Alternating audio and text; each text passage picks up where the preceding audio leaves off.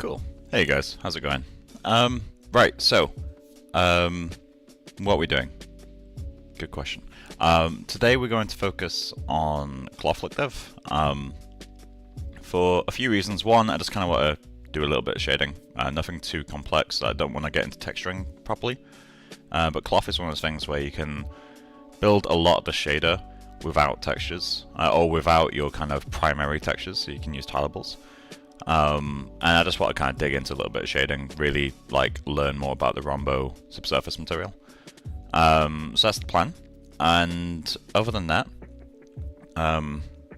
Laura was kind enough to give early access to the V2 of her textile generator, so I'm just going to do some due diligence. So she, like V2, I'm not sure when it's going to get released, but it's in a pretty good state. The version 1, which is the one I already own, you can get on here, and when V2 comes out, it's, let me just double check. Anyone who buys V1 will get V2. So if you buy this, you will get the version that I'm going to use today. So yeah, I'm just going to put a link to this in the description. It's a really powerful tool, but V2 looks fucking insane. And so yeah, well worth it. I mean, as I said, I've already got it.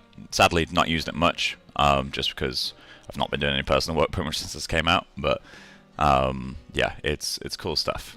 But yeah, so I've been given early access. I'm just letting this render go. This will be our starting point, like for the stream. So let's get the cloth tileable thing running. Let's go to Outgang, Generator Pro, early access.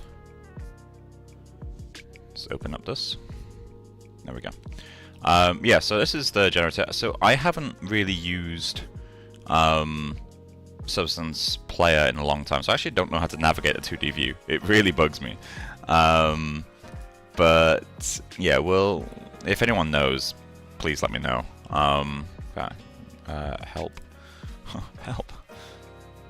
Let's just quickly see. I was looking for it on my phone last night, couldn't find any documentation about moving. It's weird. Very weird. Windows, is there a... Yeah, I don't see anything. Alright, cool. Well, we'll work with it in the 3D view primarily. So let's just quickly edit my scene. Okay. Lights, edit. Where's the environment? There we go. I like the environment to be visible.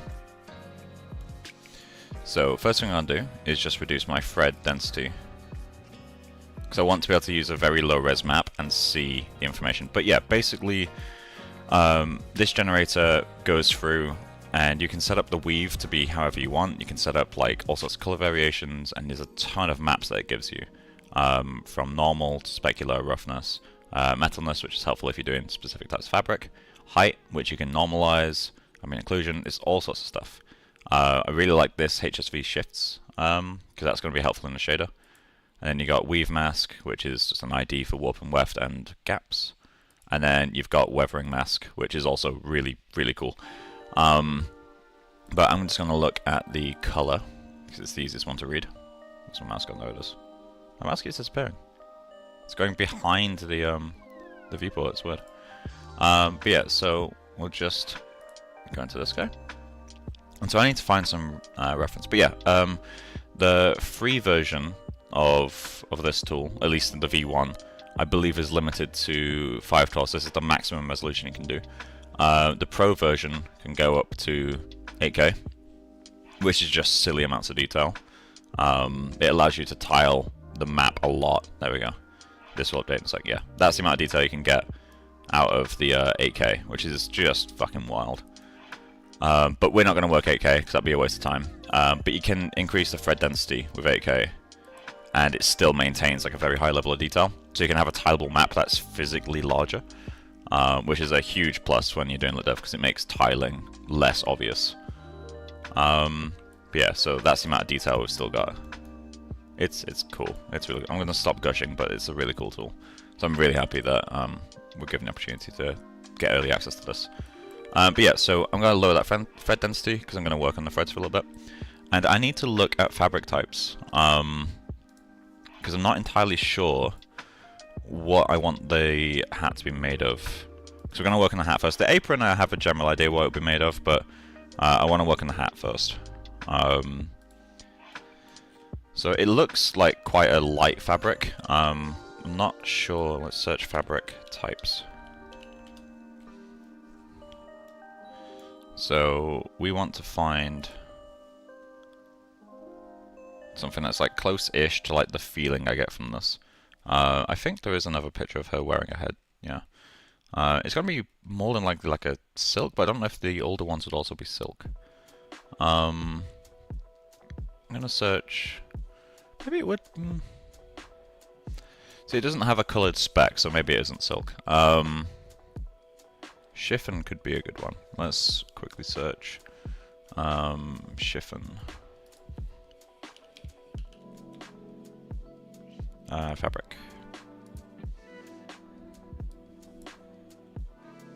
Images. Oh, that's a bit too light, isn't it? Yeah, a little bit too light. Let's see. Yeah, if anyone has any idea like what this type of fabric would be, let me know. Oh, apparently we're getting... Oh, substance player might be a bit brutal on the CPU. Okay, let me limit. Go to task manager. Processes. I need to limit substance to a certain amount of... there we go. Go to details. Set affinity. I'm just gonna not allow it the last 5 CPU threads. It's my standard. There we go. That should keep the stream a little bit more stable. But yeah, so I like that one on the top right. What's that?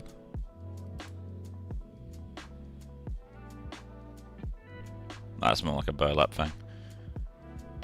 Okay. Let's just search cotton weaves.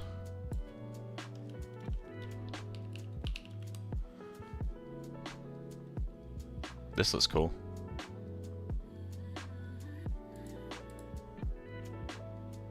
Don't want that.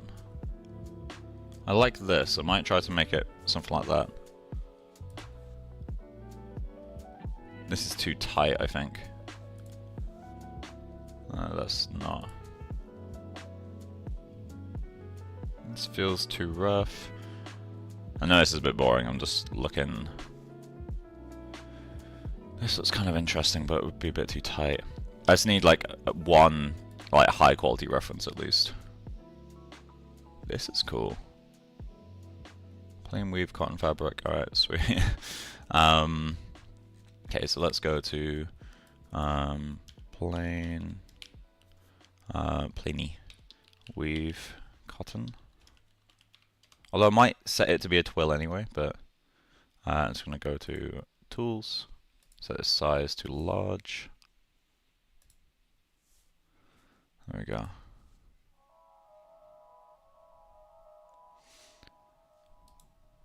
Oh, okay, bit sparse maybe, but it's pretty close.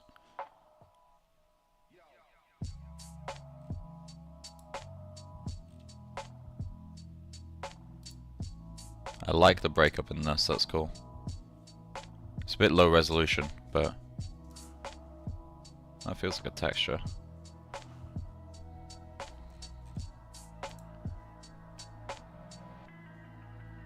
That's too soft.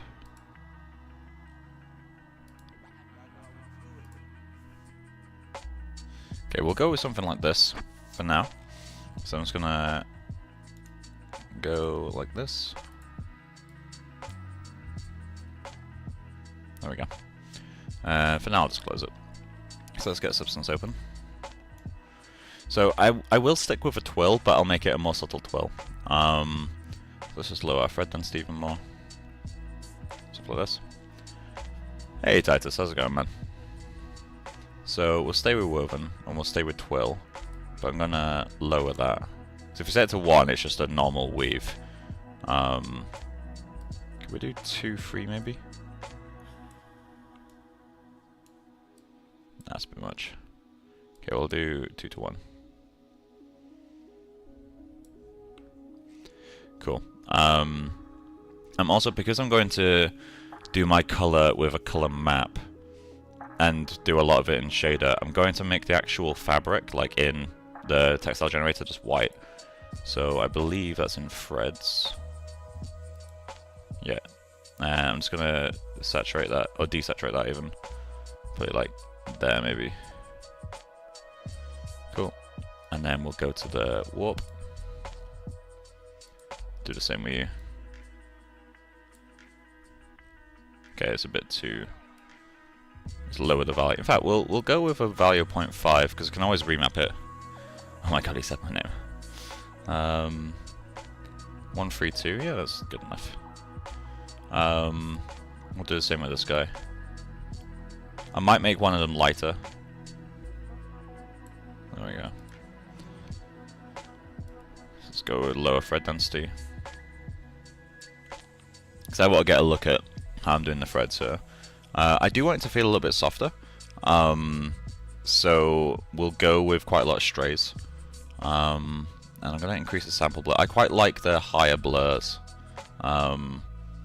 It just feels way nicer, even on the higher resolutions. So I'm sure you're not supposed to use it by just slamming it all the way to the side, but yeah, this is cool stuff. So gaps-wise, we definitely want less width on these guys. So which ones are those? Okay, so that's the warp. So we'll lower the width on those.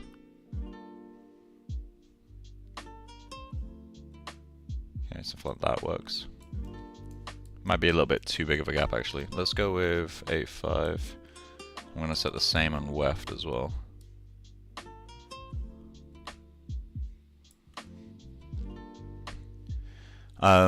As a 3D artist, what company are you currently working with? So I'll be working with Framestore starting not this week, the week after. Okay, cool. So see, I should technically go with 1.1.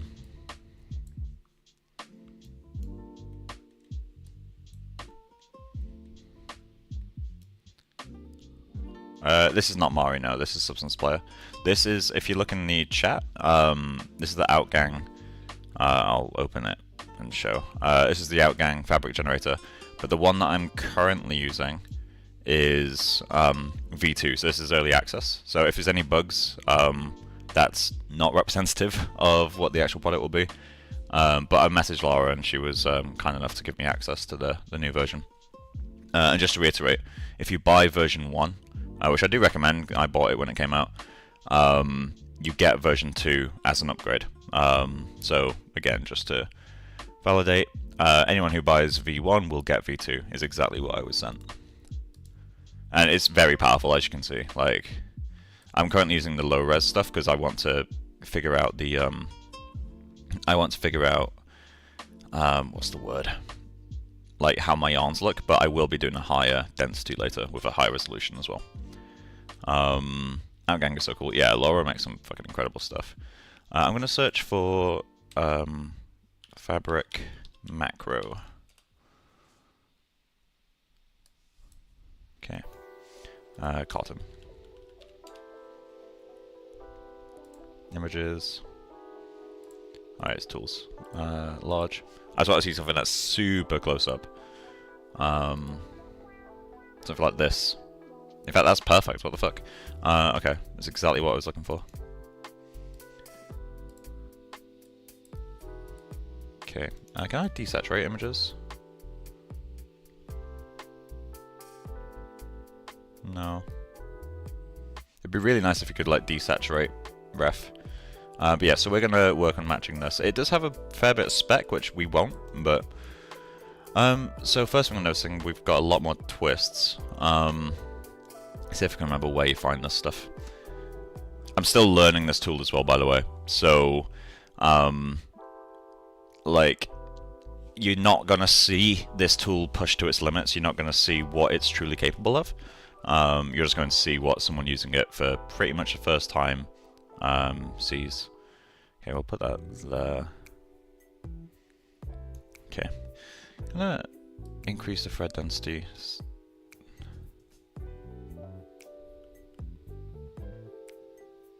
Close enough.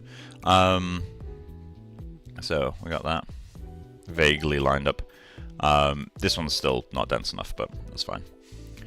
Okay, so how much experience do you have in 3D, and what advice would you have to give new 3D artists? So I started learning.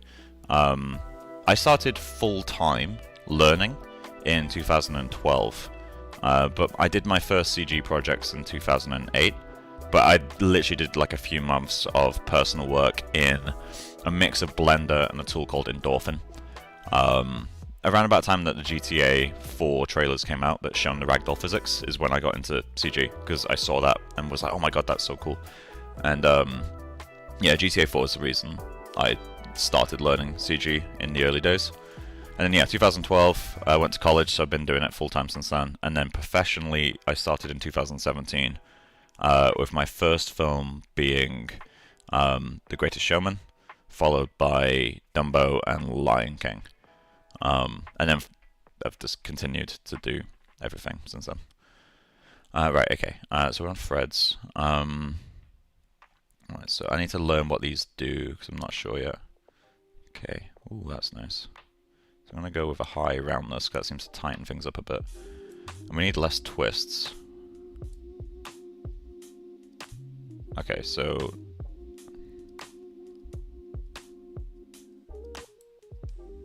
parting, what's parting gonna do? Okay, that's a nice little bit of breakup, but it's not what I'm looking for.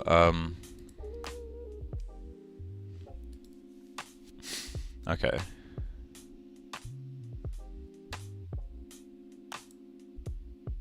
So that's obviously closer. I want it to be the other way around. I'm not sure how I do that though.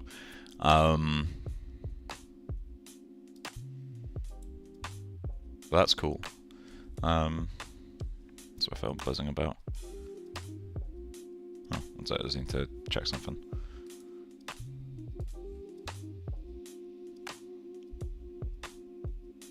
Cool. Frame still confirming my start date. Yeah, this project's going to be pushed for time. I definitely won't finish it in time anymore. Just because my start date's been moved forward by a week, which gives me today and next week to finish this project. It's not going to happen, but let's go to warp, because it looks like the same on that side. So we'll change the, there we go. It looks a lot neater when you do that, but I need more twists though.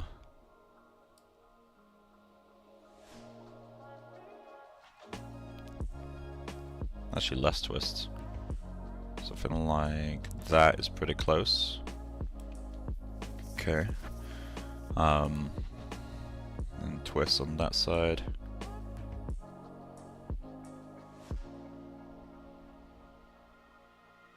It's a bit closer.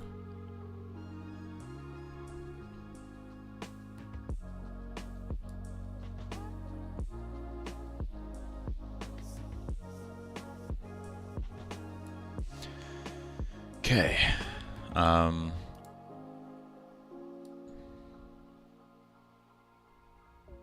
Do we want more strays? Core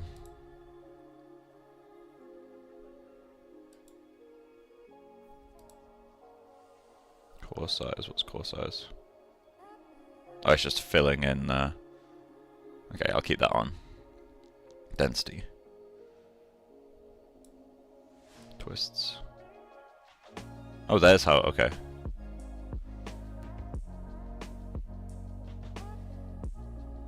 In which case, we'll go into the threads. Something like that will do. So...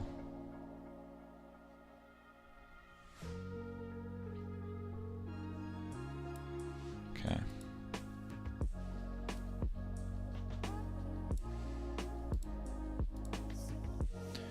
And we'll add more twists to the actual fibers.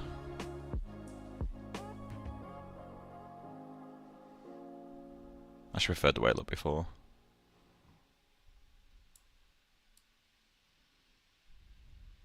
There we go, that's closer. Okay, got a bit of a frizz.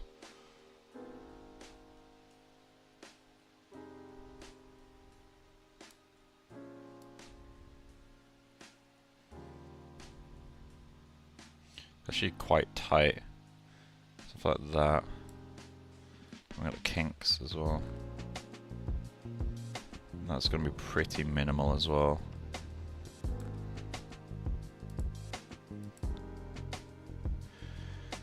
Okay, and then we'll do the same for the warp. So we'll increase the twists.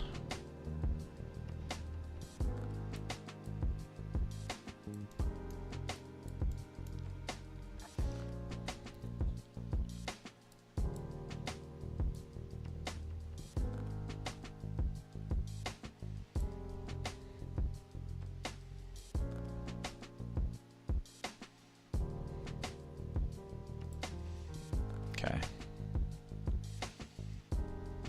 We need less twists.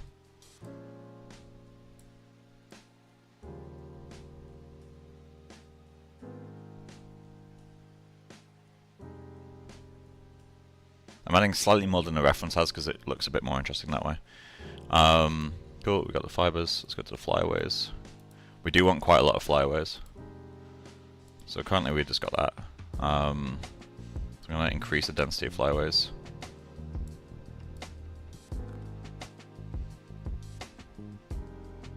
I feel like we're going to need to increase the thickness of these a bit. Can you increase the thickness of them? No, okay, so we'll have to increase them here. Something like that. Okay, 0.21.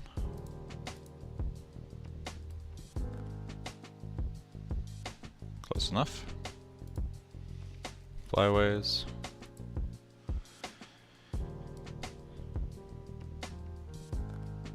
Okay.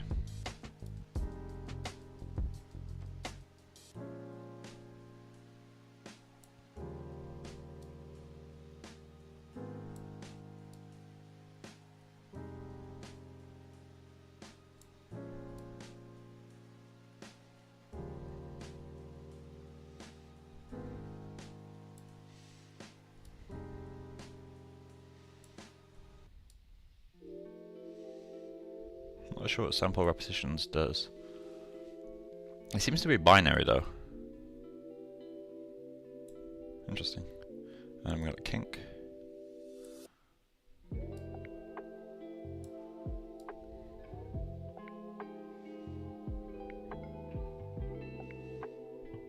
Okay, lower the density, but I think that general setting is alright.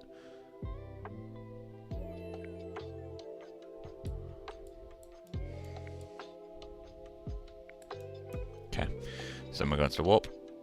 I'm just going to vaguely match the settings.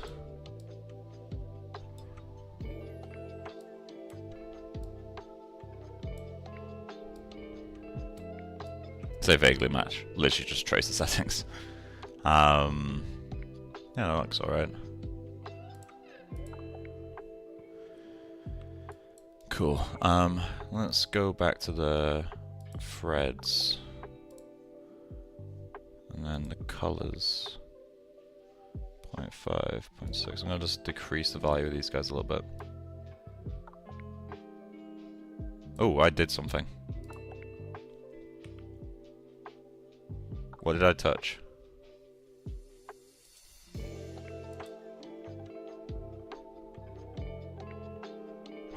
What did I touch?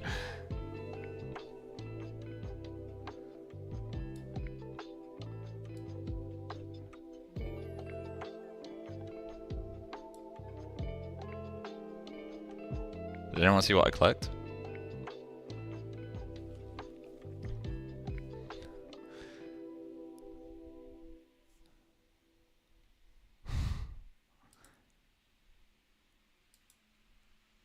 That's super chunky now.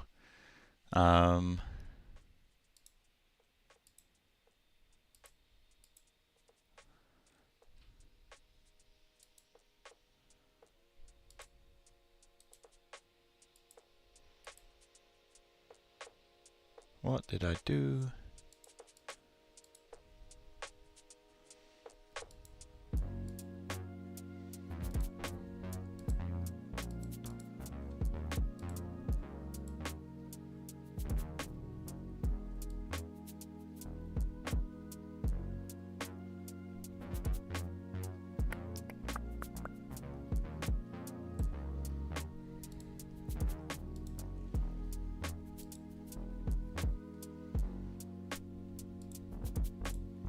What did I do?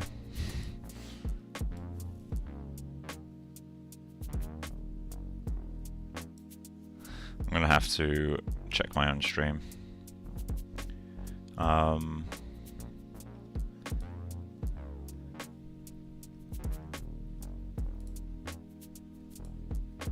It is possible it just glitched out. Again, this is like a work in progress version. I'm gonna have to check.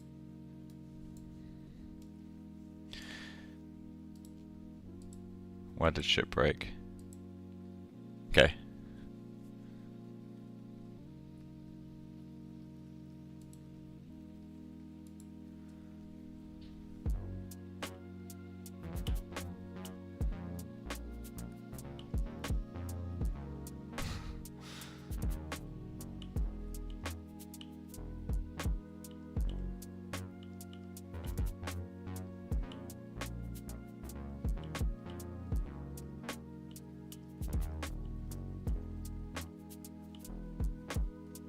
It just broke down.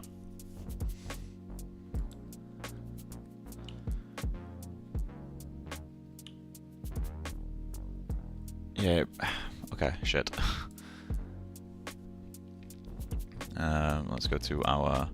It looks like a thread width issue, so we'll just go into there. And warp width.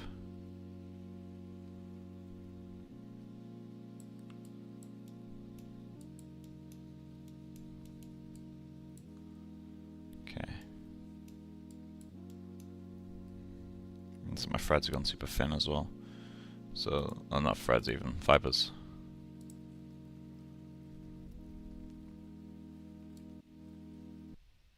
Not you though.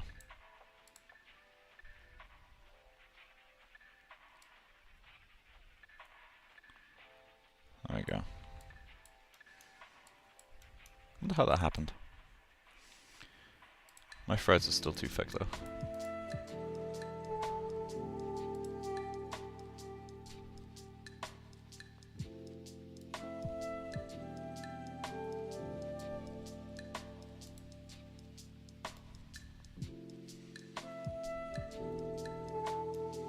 Okay. I feel like I have too many flyaways, don't I?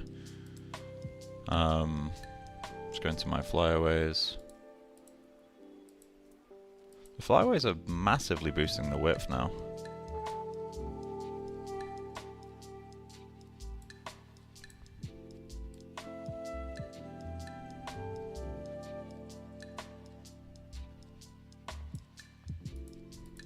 There we go, that's better. Okay, so I feel like the flyaways are what broke. So we can increase the thread thickness again. Like that.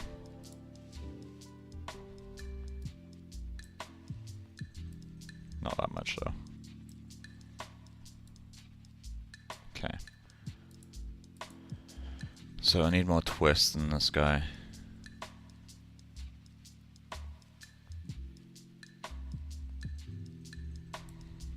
Go into the fibers for that.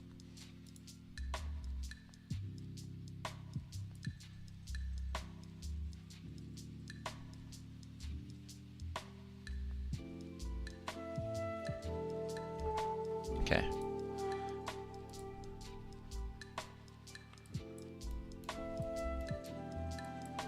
That's better. Okay, so I'm gonna get rid of that. Go to you, go to you. Material properties, I'm going to decrease the roughness. I probably need to go quite glossy, honestly. A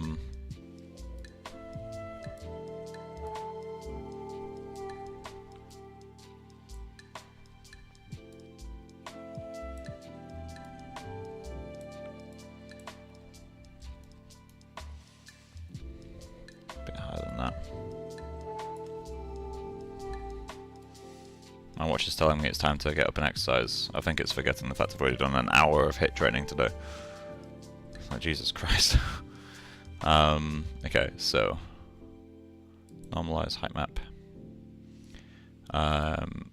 So we need to change that. Go into materials, edit. Hello. Why's that disconnected? What did I do? There we go. Go to fit. Okay. So we need. Oh, Iowa. There we go.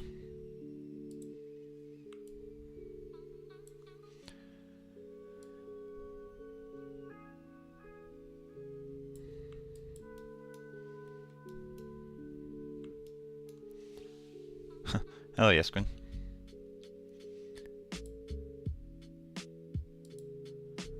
Okay, so I'm just gonna go increase the roughness again.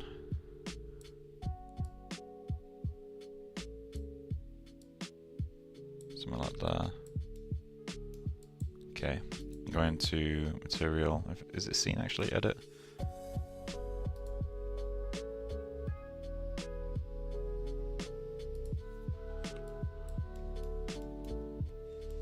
I kind of want the fibers to be thinner again, actually.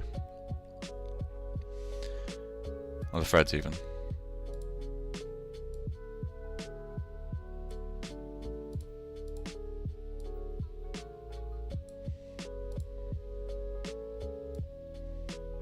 I do like having twirls like that.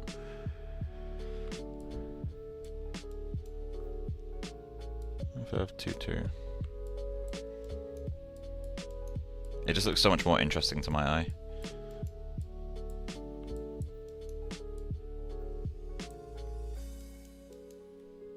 A bit too much spec.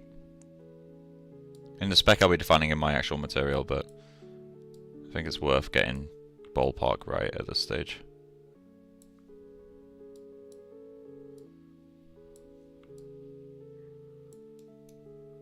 Yeah, we'll go back to plane wave. Okay, so let's decrease the thread density again. I'm not worried about any of the other stuff yet.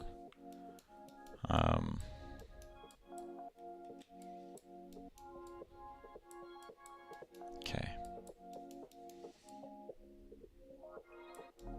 Yeah, I think that works. Okay, what's the next thing for us to work on? Slubs. Okay, so now we actually do need to go higher thread densities.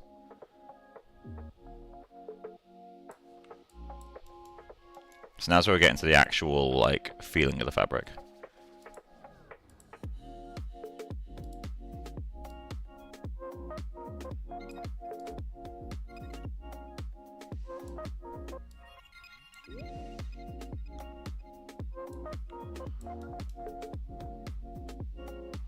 Just gonna ramp them up. There we go.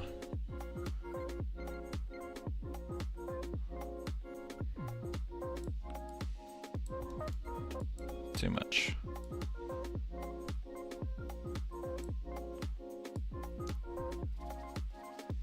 Oh, this looks super cool when you have like a lot of them, but length. Let's crank the size up.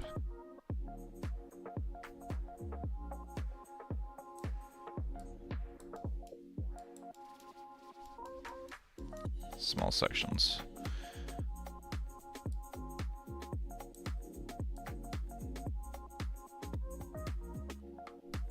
That works for me.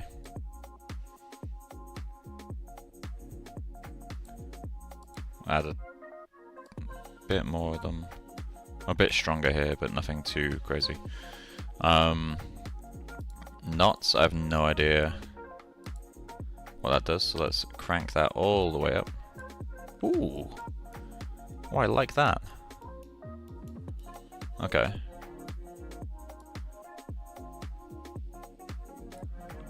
I like that a lot. Okay, so obviously we're going to reduce them, but...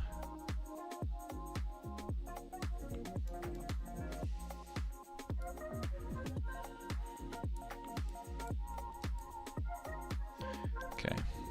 What's the density looking like?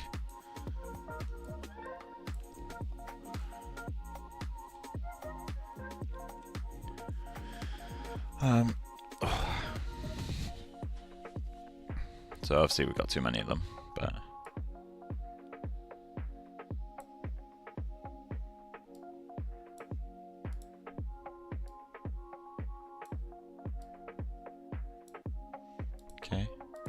Gaps we obviously want. There are visible gaps in this, so I'm gonna... Again, we'll crank the size way up just so we can see it really easily. I'm gonna lower the tiling slightly. Actually, that's not very helpful. It's easier to see like that. Okay, so gaps. We want less.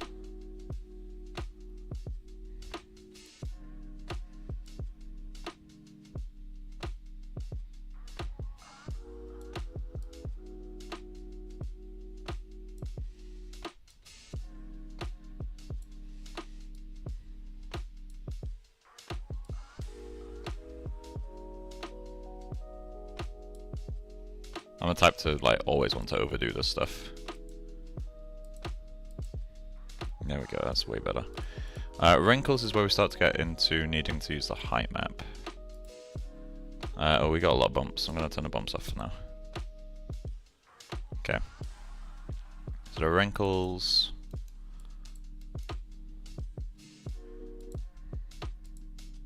Okay, I want those to be a bit stronger.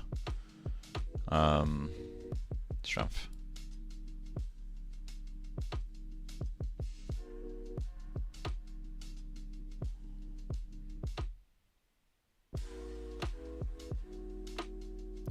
That in the map looks best. Angularity.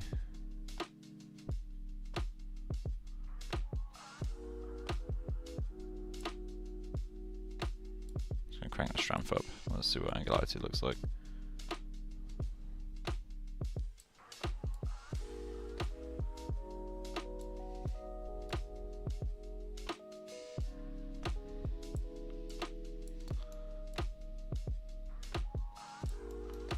Okay, I like that.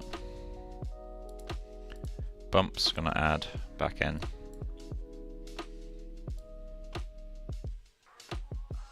Okay.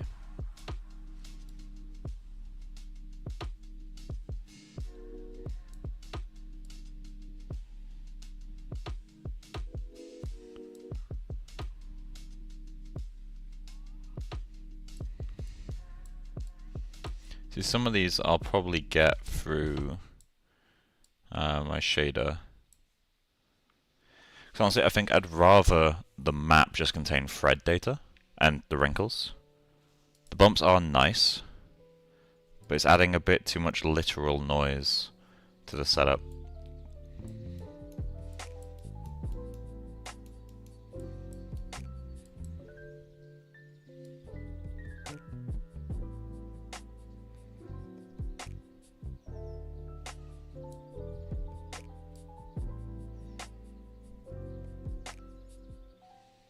About there.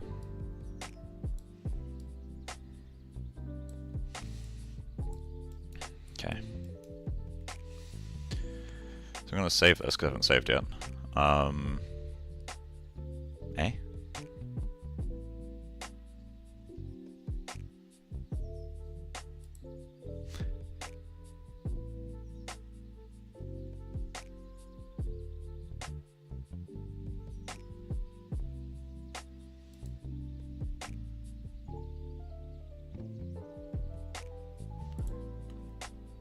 Where's the save?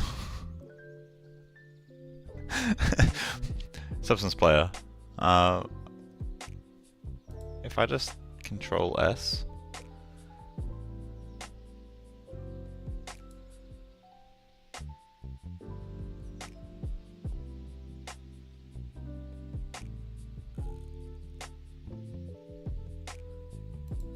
Eh?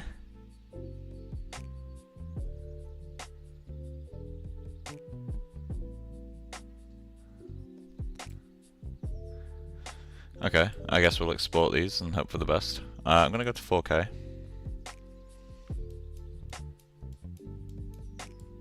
We could go to 8K, but let's go fit. Let's just see what 8K looks like.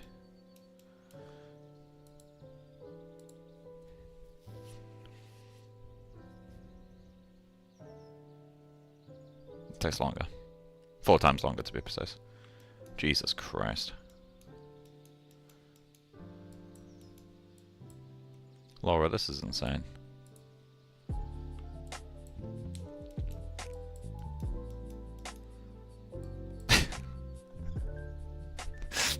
It's just nuts.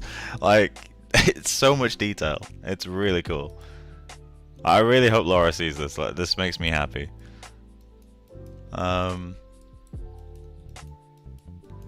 Christ. Alright, well, that's going to be our texture. I am curious as to why we can't save, but okay. Export as bitmap. I'm going to browse, and we're going to go to CG stuff, projects, personal projects, transfixed, texturing, substance player,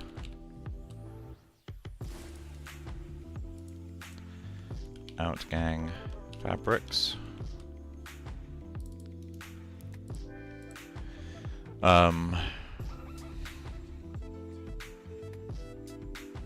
hat, cotton, weave, plain, weave, A.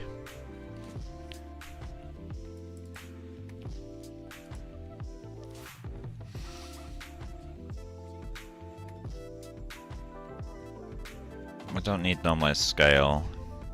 Weave mask is handy. Alpha, and I can just export them all. Format.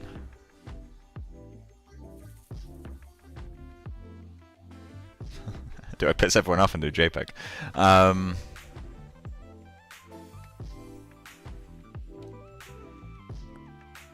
let's do EXRs. Graph name. Output name. Okay, I'm just gonna say cotton, plain, weave, A.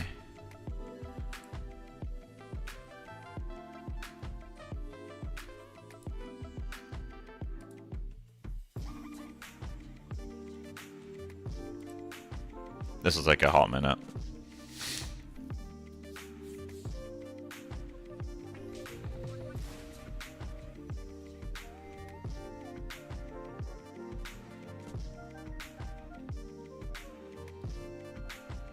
Startlingly quick for 8K files.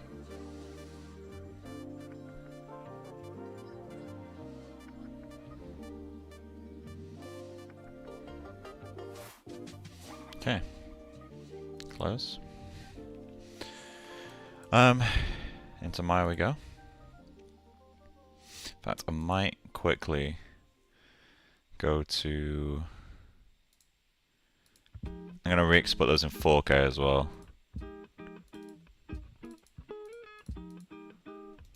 Let's see how much data that was. That was 1 gigabyte. So let's do a folder called 4K.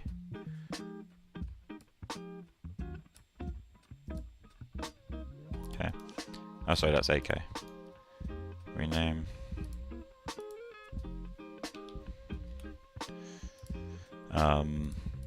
And then we're just gonna do that again, but in 4K.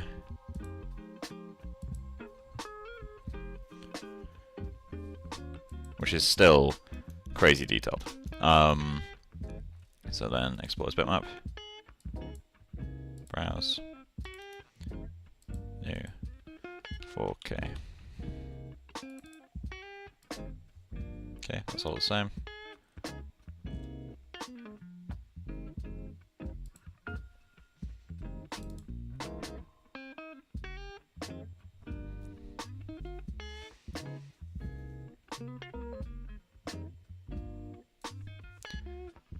I'm curious as to why I can't save though.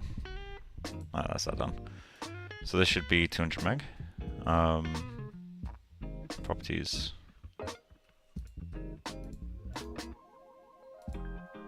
Yeah, there we go. Okay.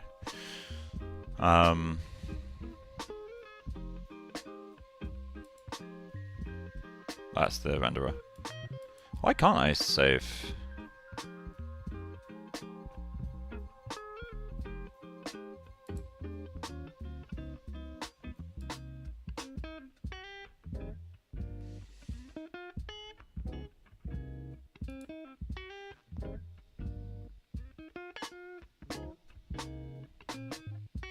Weird. Anyway, let's do some look dev.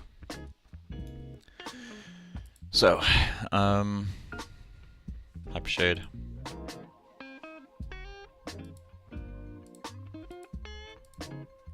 So we need to get this color here. So 36, 0.1, 0.7. So 36, yeah. Yeah, 36. Let's create a user color. In fact, no, layer color. RGBA. So we're just gonna say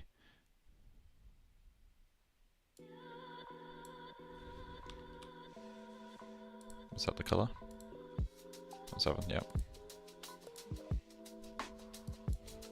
Base.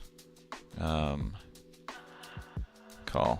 Scissors Painter was how I touched my first character. Yes, Scissors Painter is really cool. It was released when I was in college, like when I started is when V1 was released. My school sadly never taught me anything about UV mapping. Wait, so they taught you texturing but not UV mapping? It's wild. Narco, Mike, did you see the Sora prompt? Yeah, frankly, I don't care. What do you think? How much time until we're all out of work? I don't know. There's nothing I can do about it, so I tend not to worry about it.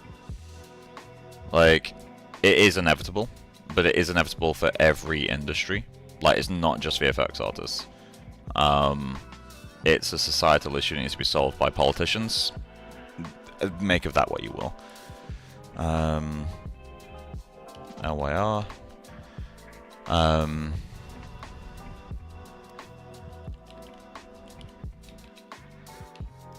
Okay. So we're going to create an image node.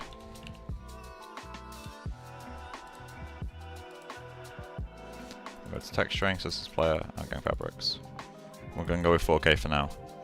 Grab the albedo. Okay, so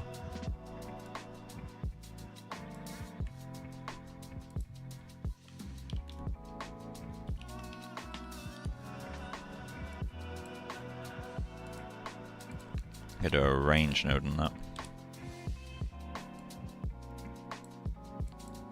Followed by a clamp.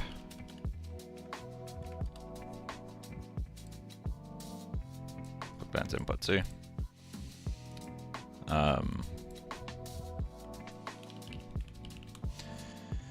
So that's to multiply. Okay. What UV set are we using? Just map 1. Okay, I'm gonna copy into UV set. Okay.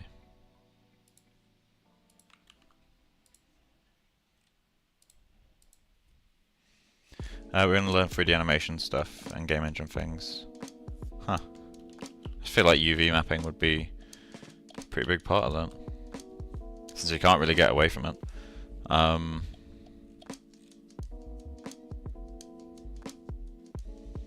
So, view, store snapshot. I'm going to hide everything that isn't a headscarf.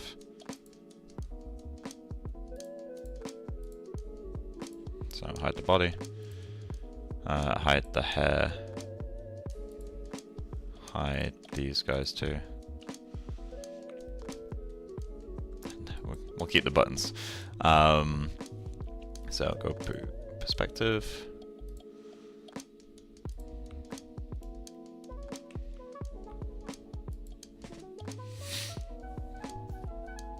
Just gonna do a make text. There we go.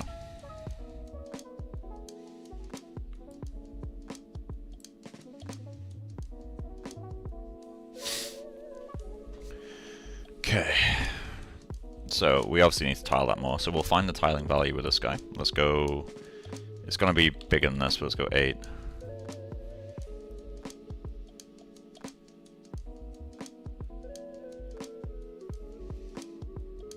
The thing about UV mapping that I learned the hard way was that Painter never made textures look good without UV mapping. Yeah, I mean, I still find it kind of crazy that they didn't, like, give you that, basically. Map bias is -4.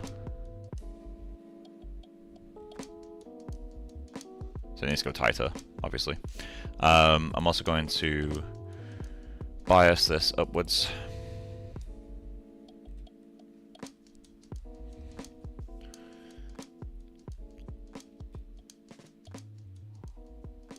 Okay, there we go. Gonna rotate it. This one should be sRGB, yeah. Like, can we not rotate? Okay, we can't rotate. We can swap UV though, so that's a 90-degree flip. There we go, that's better. We do need to sort out the UV scale, because it's going to be smaller down here than it is up here. But for now we'll focus on this area, so I'm going to go 12, 12.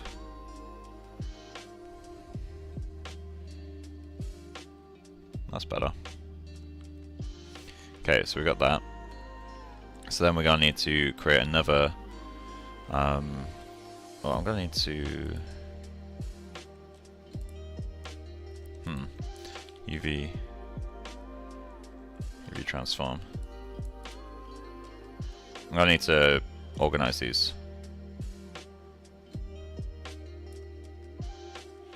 Let's go 12. Oh, wait, yeah, 1.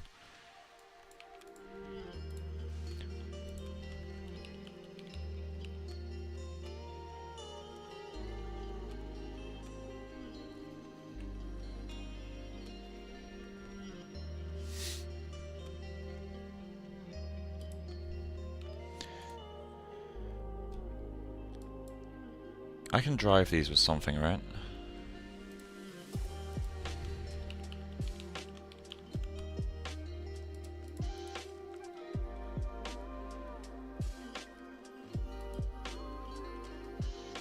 Okay, I'm going to create a user float.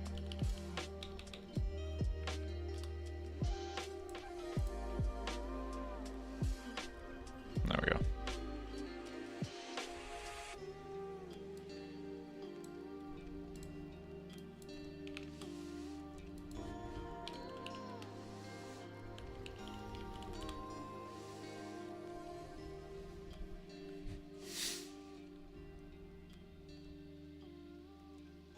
Okay. So, let's hit that. Is it working?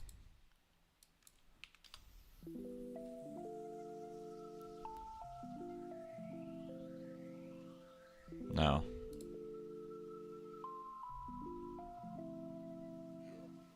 Okay. So it means we always need to enter these manually.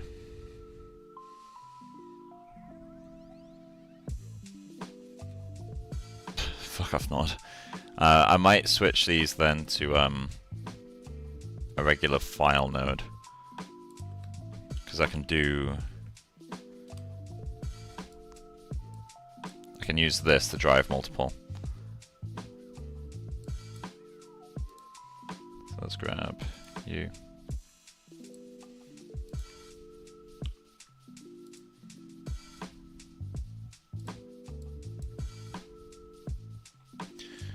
Then we just go to UV chords, Arnold.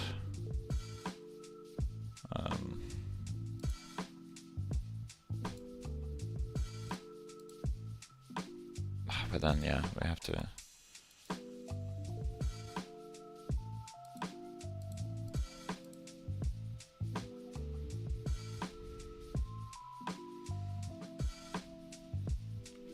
Okay, we're not doing that then. We can link multiple nodes together, like drive the attributes of one with the others. It's just a little bit annoying. Anyway, let's edit, duplicate, without network. So this one will do the height, which will go into displacement, I guess. I can put it into bump as well.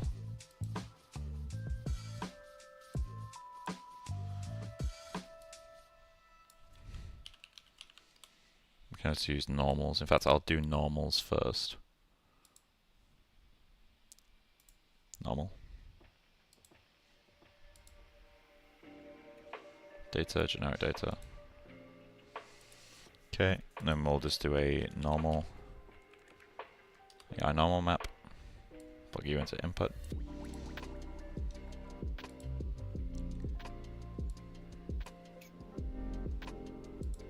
Interesting.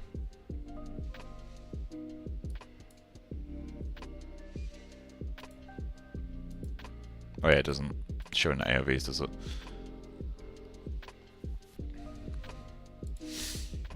So if I set this to 10, it should immediately freak out. Yeah, okay, so it's working.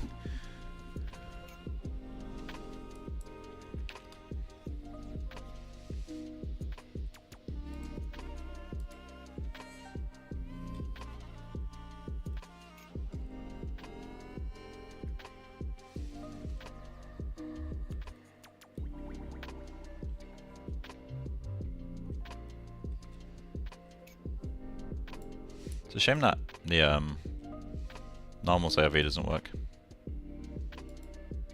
with Rombo mats.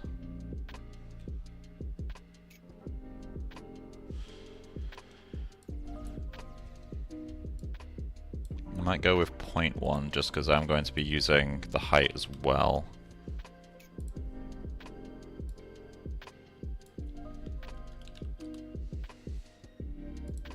Okay, edit, duplicate.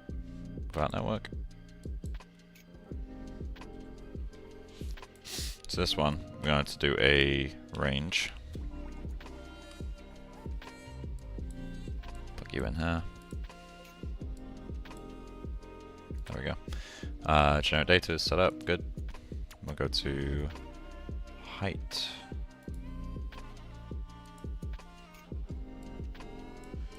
Cool. Kill that.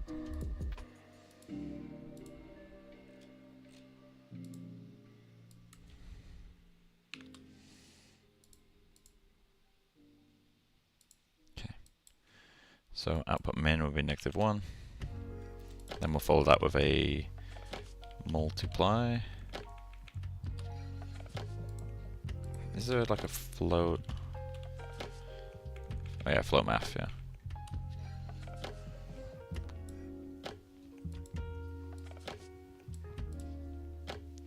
So multiply. We'll keep it at 1 for now. That's going to be way too much, but that'll be helpful.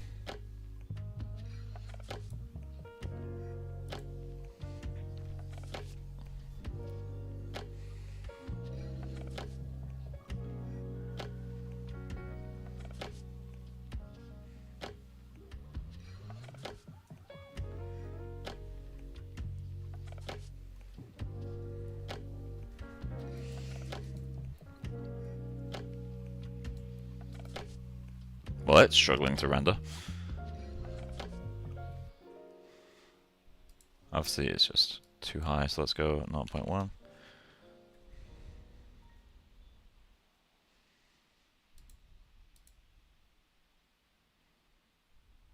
Yeah, we're getting a bit of an issue there.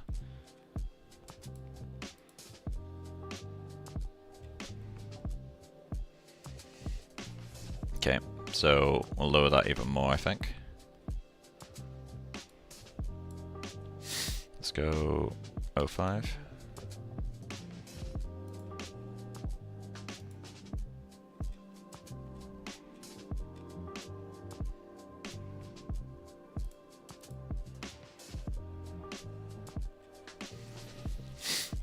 Okay, yeah, I really want the wrinkles to be way stronger. Because we're not getting much of those. We're just getting the bumps.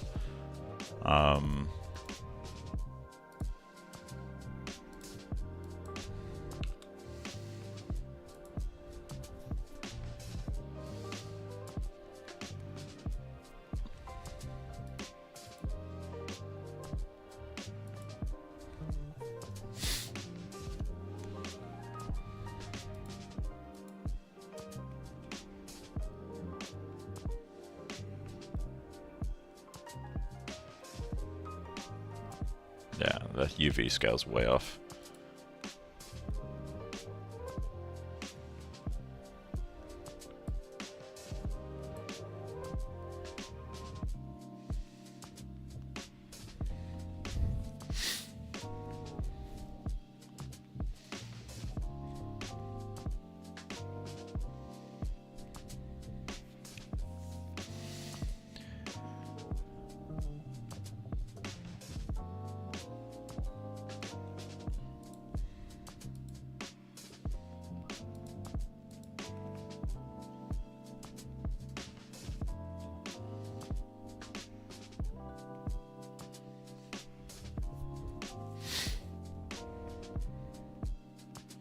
So I need a little bit of sheen, which this material doesn't support.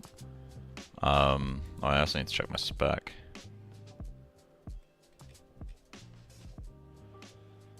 We use the AO map to drive the spec.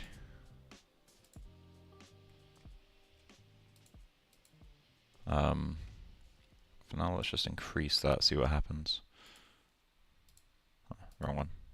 Spec.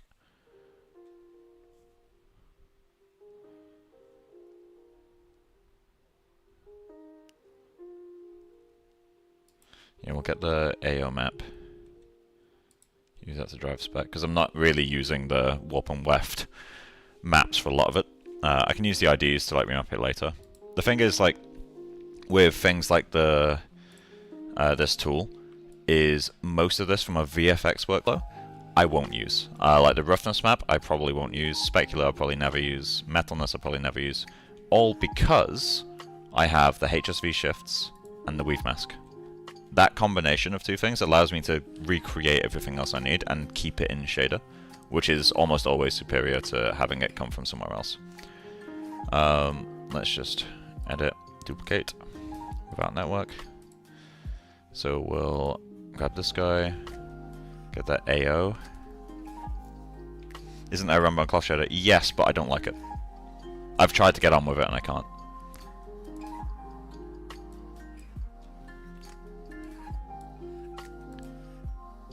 So set this to data. So this one's going to be called AO. This one is height. Okay, and we're just going to plug that directly into spec. We'll go with color. So the thing with the Rombo fabric material is it kind of, from what I can tell, it kind of forces you to use the WIF files, and honestly they kind of get on my nerves. I'd much rather have like a map like this.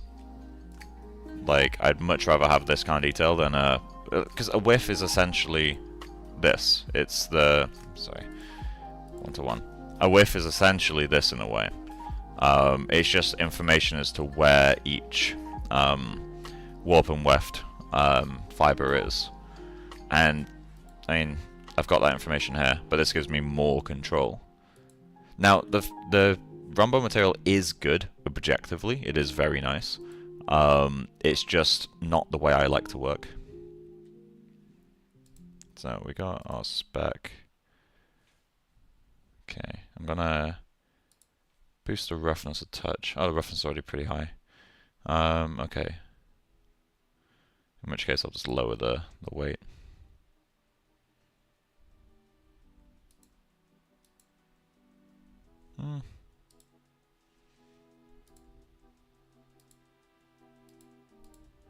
Okay.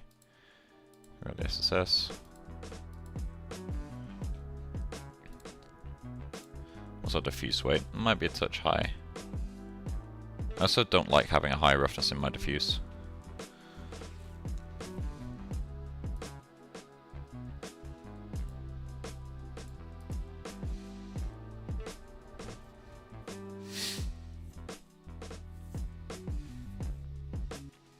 So the radius, I'm going to bump that up.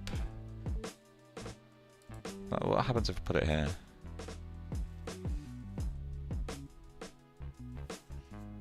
Obviously this is too saturated, I just wanted to see how it looks in like these areas once this cleans up.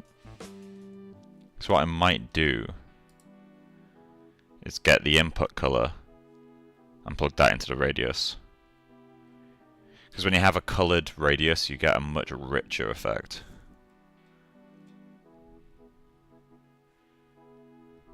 And we do get quite a nice effect.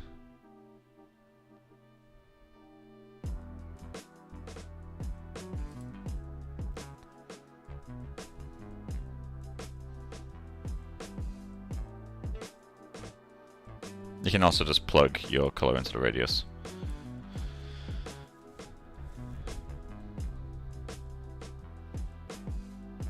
But I prefer, I mean, I could saturate this actually.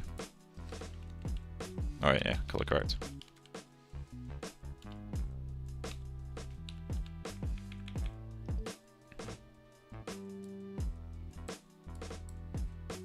With fabrics, this is kind of okay.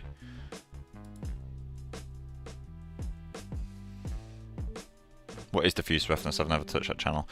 Diffuse roughness, oh god, how do you explain that? It's the difference between having something like a hard plastic and having matte paint. That's the visual. Yeah, Frederick, that explanation won't help beginners. Like, it means nothing to most people who aren't like actual look dev artists or really deep into it. But yeah, essentially, it's visually it's hard plastic to matte paint. That's the visual of it. It obviously is a bit deeper than that, but I still don't like this. It is a bit deeper than that, but yeah, not by much. I'm just gonna put this to there.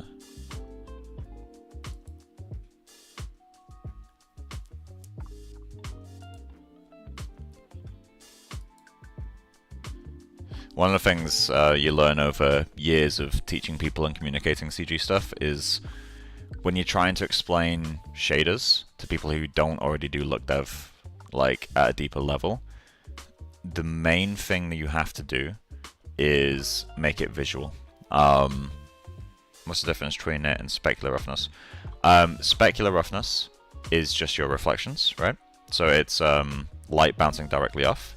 So essentially what you're asking there is what's the difference between spec and diffuse. Because the roughness is just the roughness of the spec and the diffuse. It's just like kind of the same thing. Diffuse is still a reflection, but diffuse is typically, it bounces on the surface and then bounces around. Okay, let's think for a moment.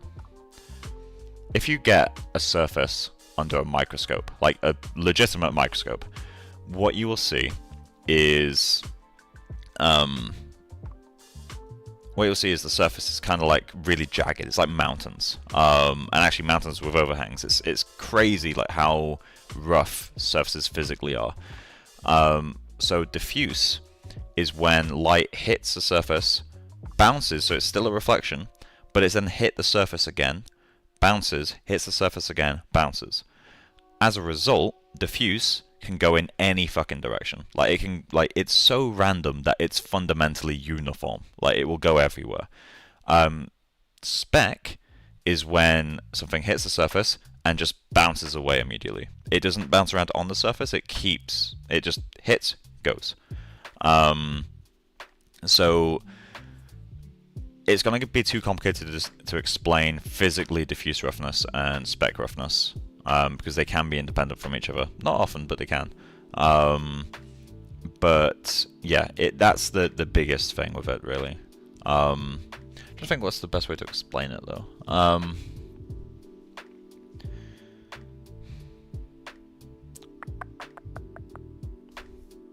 Yeah, it's a hard one to explain. It's one of the things you just kind of know. So, sorry I can't be of much help on that one. Okay. We'll ignore the inside, because that's just the UVs being stretched.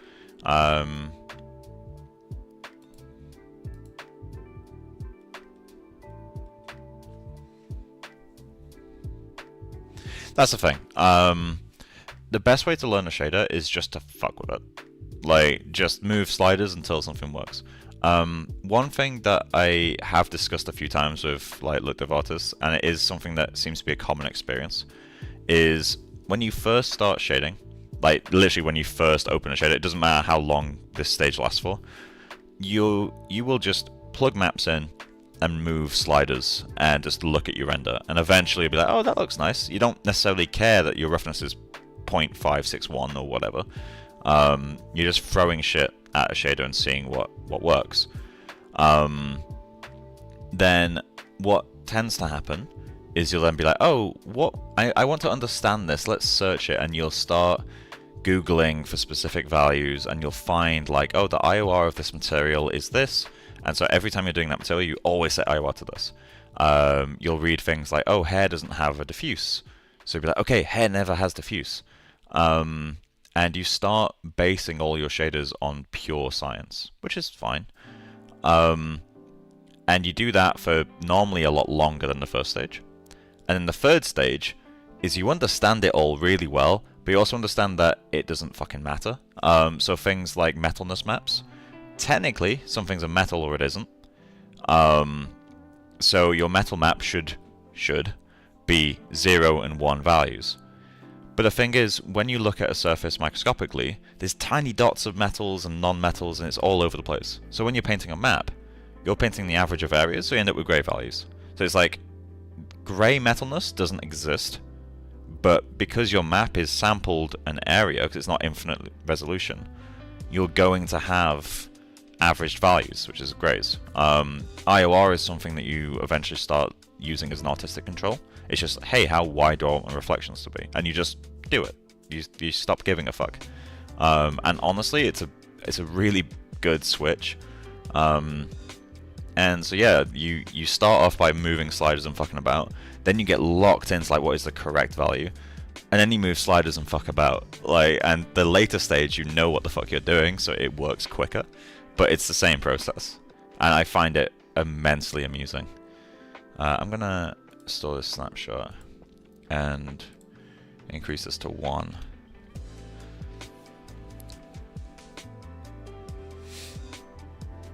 And then I'll add a sheen. The material doesn't support sheen, so we'll just do a Fresnel and add it to the diffuse. It's really not that difficult.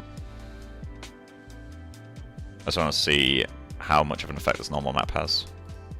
Obviously, quite a big effect by the looks of things, but maybe too much of an effect. Way too much of an effect, actually. I think 0.1 might have been the correct value. But let's just see what it does. I'll let it clean. But yeah, that's look dev in a nutshell, basically. You just fuck about. Eventually something works and then you're happy.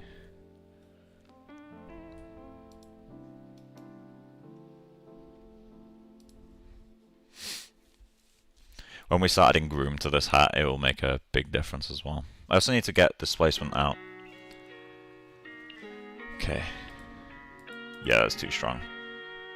I like the old setting, but it's elements of the new one that I like. It's too much, but I might just set this to 0.2. So it's more than it was, but less than what it was becoming. And then we'll add some sheen.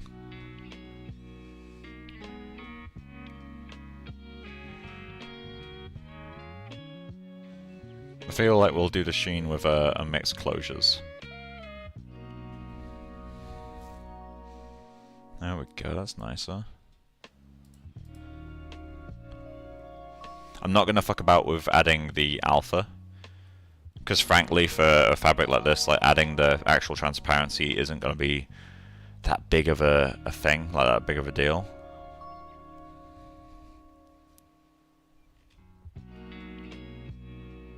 Yeah, I like where that's going. Okay, so I'm going to lock that. Alt save. And we're going to create another material. Put that there. So, grab this, grab you, move it all back. We'll create a diffuse rough, probably.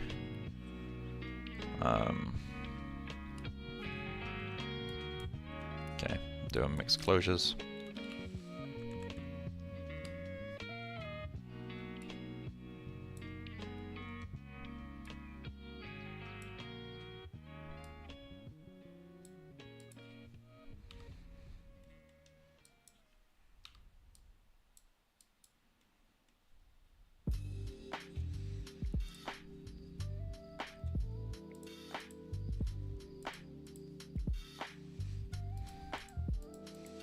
Yeah, I think for my eye that's working better.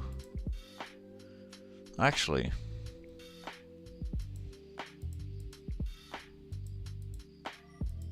feels a bit too grainy. I'm going to split the difference and then leave it alone. So let's go 1.5. And then let's get our sheen set up.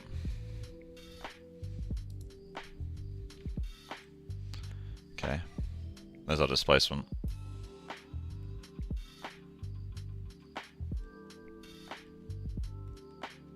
Yeah, so much higher res here. That's an issue with polygon density. The polygons are way denser down here than they are up there, which is also a problem. Which kind of makes me want to move this into bump. So when you're using bump, you don't have the issue of polygon density, because that feels blobby. We'll return to this. So I'm just gonna whack up the roughness. Maybe not that much.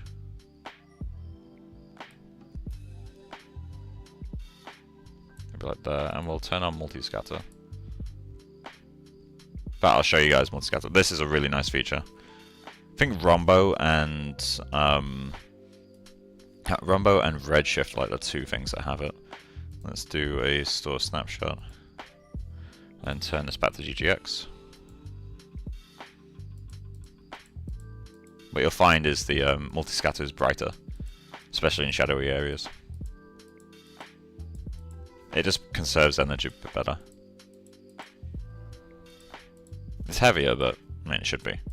It's multi-scatter. But yeah, so this is going to be our sheen. We're not going to have reflection. And so what we'll do is create a, is it Fresnel?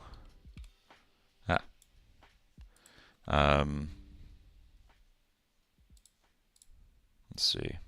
I know I can do a sampler info, but AI state.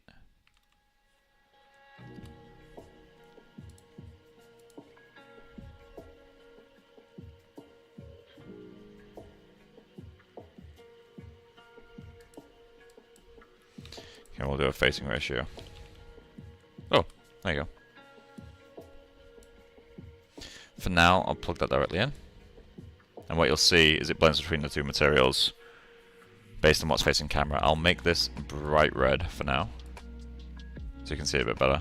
So you see where it's facing the camera, it's much brighter.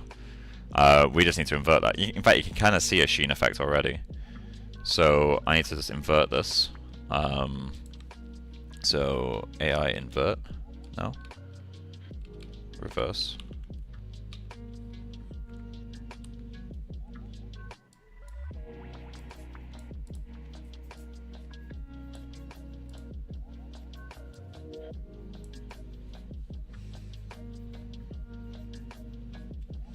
Okay. And then we'll bias this down. Bias it the other way. Bias it up. Extra inverting it.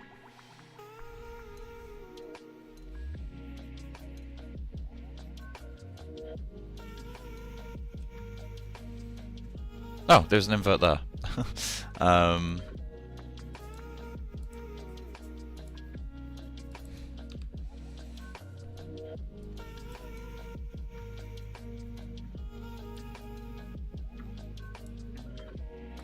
Okay, yeah, that's working as expected now. What does linear do? Okay, linear will make it a little bit more readable. Although linear is also completely incorrect. Bias makes it not linear, but...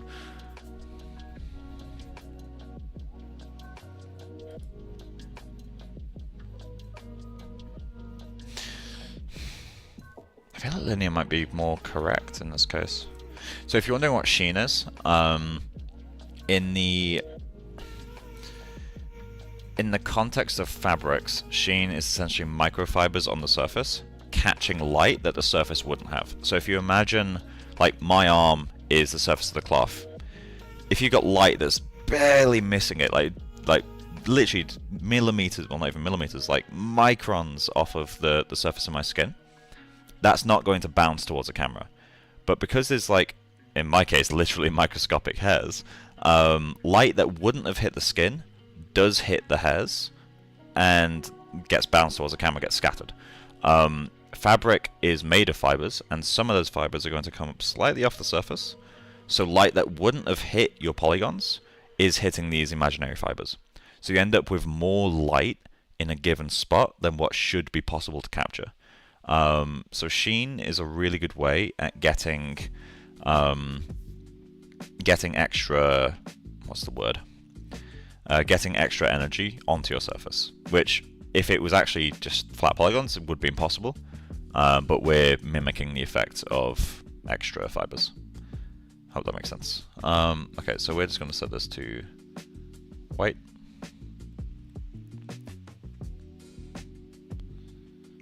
We're not going to fuck about a reflection. So this is going to be super bright now. In fact, technically we need to set this to the same color as the other stuff. So I'm just going to desaturate that a little bit. About half saturation. What textiles, off the top of your head, would you do Groom Pass for?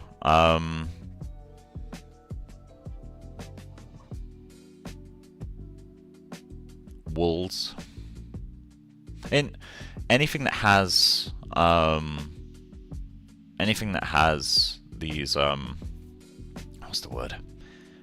Loose fibers, which is kind of all. And you wouldn't do it on something like a satin. But yeah, that's way too much. Like, the strength is too high, I know that. But I feel like we're getting a bit too much.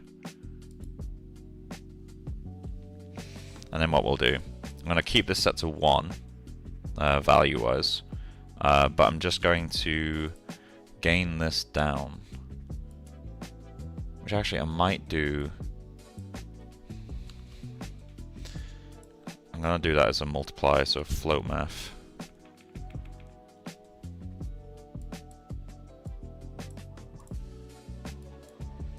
So that's a multiply. We'll set this like 0.2.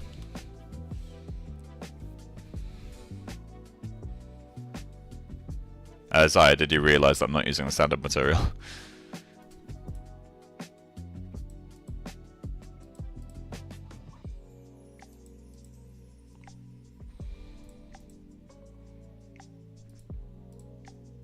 Bias is a bit high now, isn't it?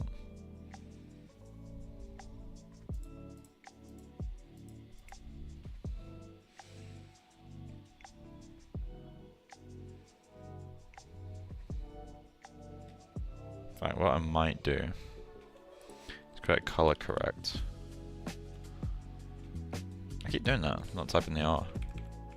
Color correct.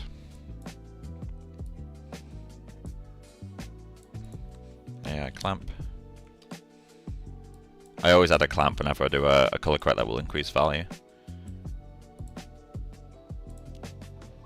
And then we'll just expose this up by 1. So that's a 1 as well.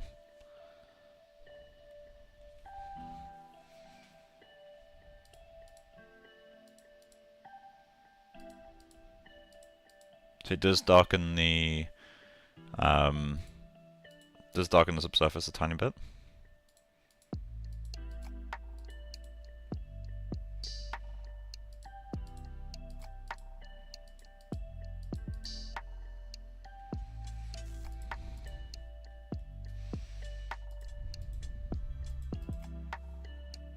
That's working. It's too bright, but it's working. So now is where we can start to, let's go 0.5.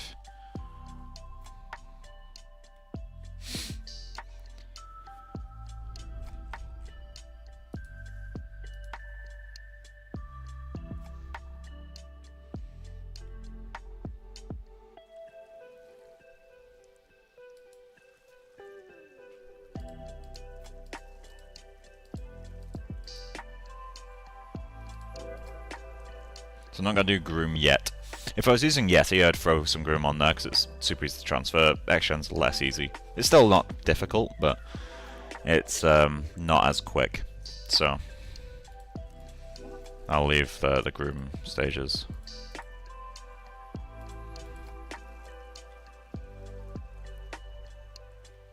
Yeah, we need to get the sculpt pass onto this as well as fix the in fact, yeah, do I switch that displacement to bump? I feel like I should.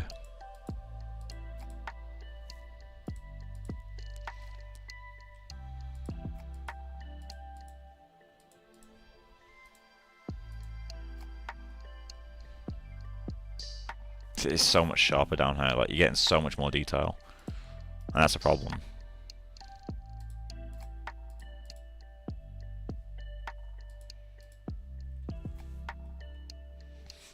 Yeah, I'm gonna... Let's see.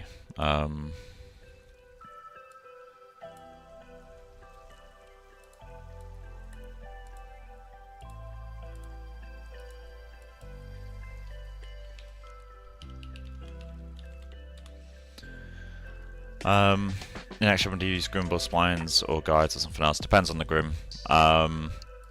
For something like fabric like that, I'd just do attributes, not even Grimble splines.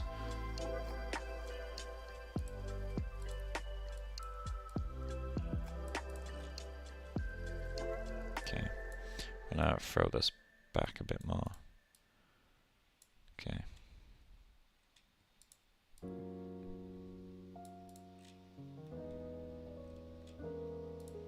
I always like to do this to make things more readable. What I generally do is... why can't I close these? Weird. Okay.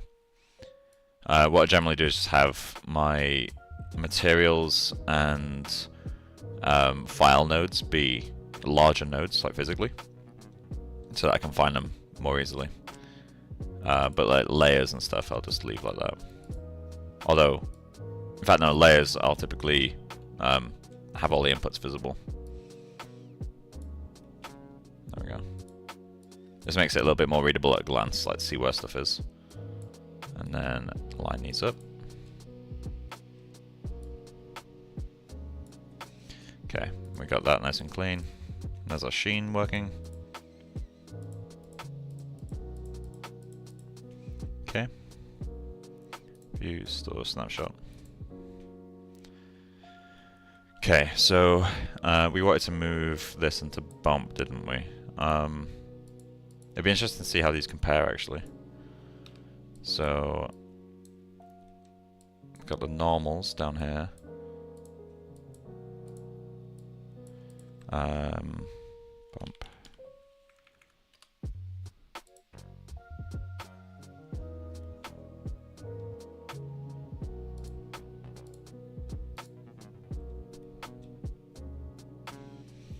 Okay. Adding the normal is, I'm pretty sure, the way that you add. Oh, I don't actually need this anymore. But I don't need any of that anymore. Bump map.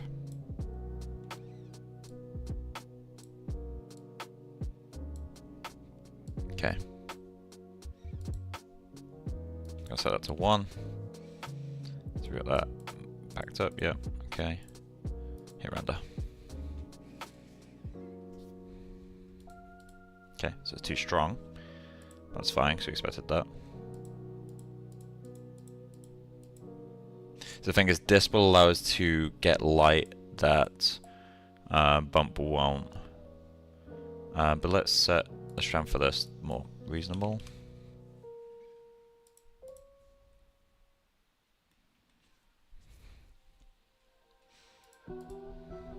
Yeah, this works better, doesn't it?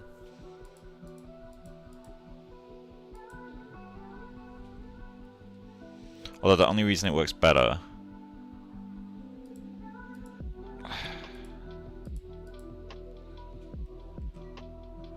only reason it works better is because it's able to capture the bumps and stuff. The fabric itself works better in bump. Or the weave itself works better in bump. There's something appealing to how soft this feels, but it's not what I'm looking for, really. Yeah, it's a radically different result. Okay.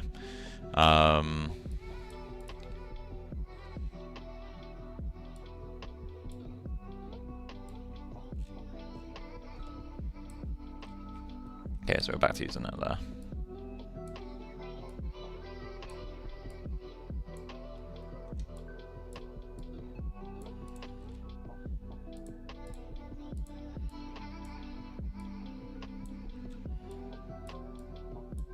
Okay. So then that's back to where it was. What's my RAM usage? Task manager. 33 gigabytes. That won't just be the geometry for this guy, but it won't be far off that either.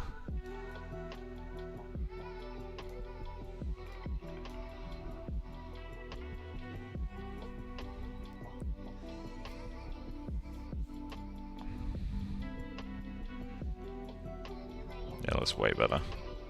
Okay, so I already know what that's going to look like.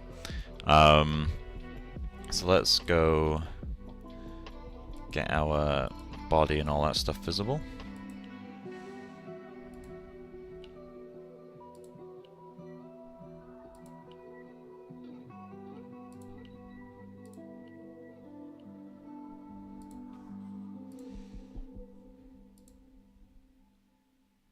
Oh, actually, in the perspective camera, aren't I? Where's the fixed shirt?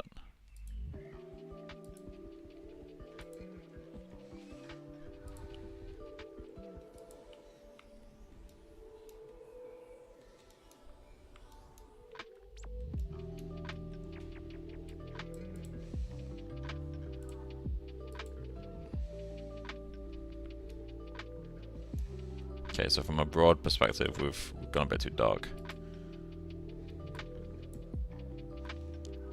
So let's go into our layer and boost the value of this guy a fair bit.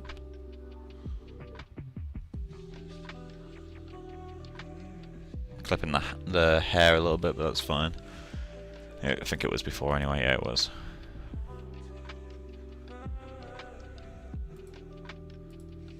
Let's match cameras.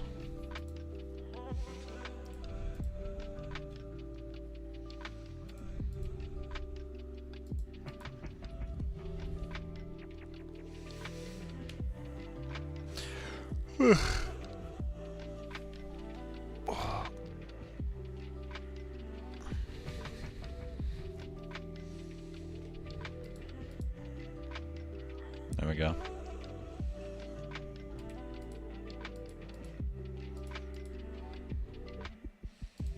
There's what a little bit of coloured subsurface will do as well.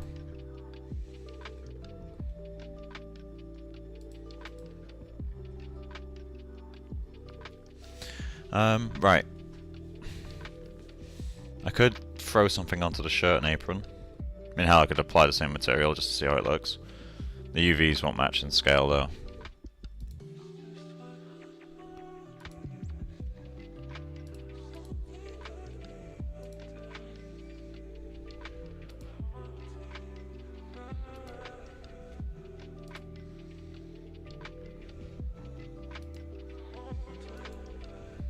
Okay.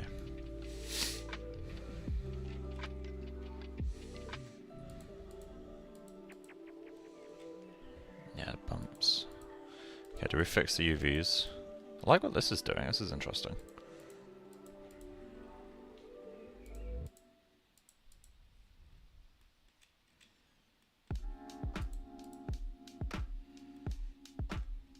Yeah, it makes such a big difference. Honestly, this tool is really damn nice. I'm tempted to see what the 8K looks like. It won't make a huge difference, but it will make a difference.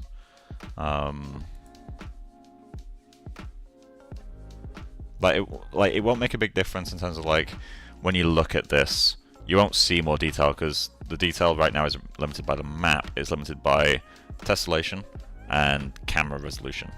But this is something I've tried to kind of hammer home for people on many occasions, is details that are smaller than 1 pixel still affect that pixel.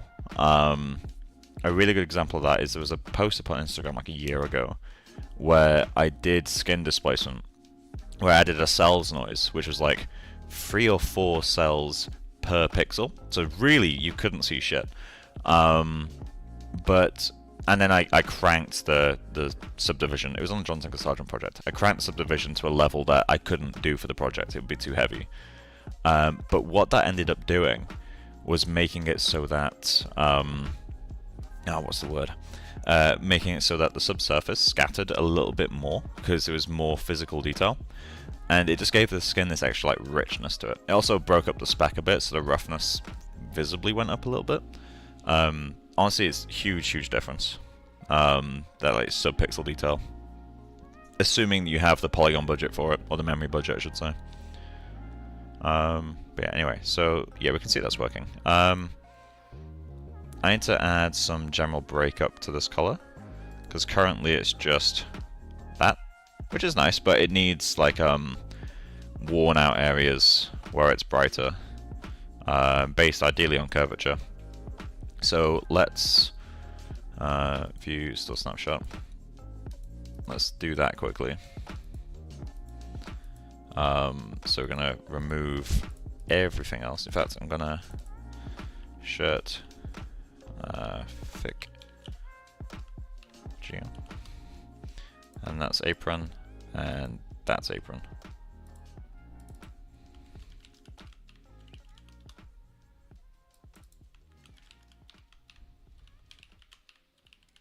Okay.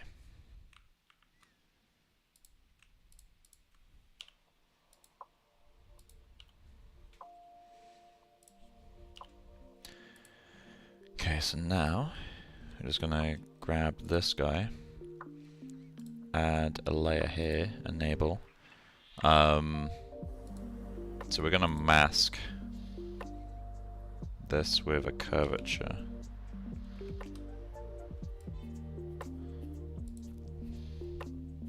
But for now, we'll just throw that into color directly and set this to overwrite, just so we can see it.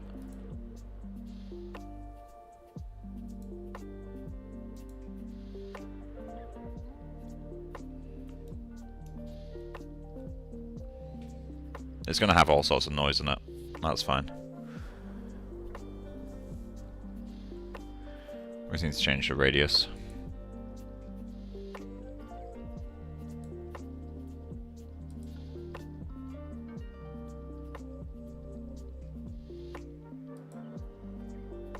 It's going to include the displacement, isn't it?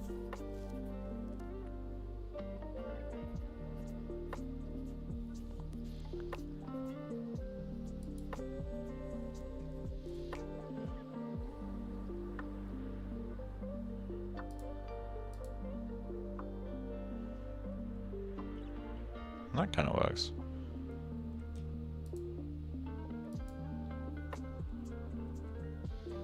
Actually, in its own way, looks quite interesting.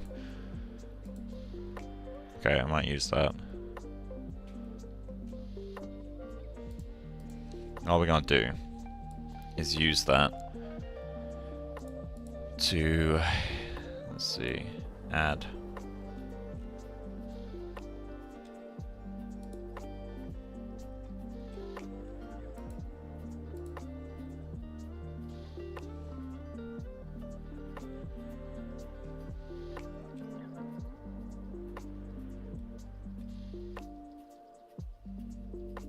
Might be a little bit subtle.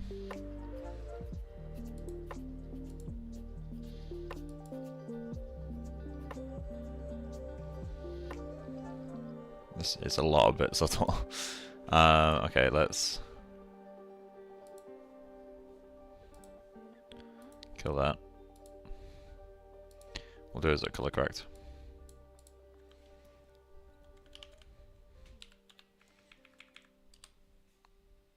Throw you into the mask. Okay.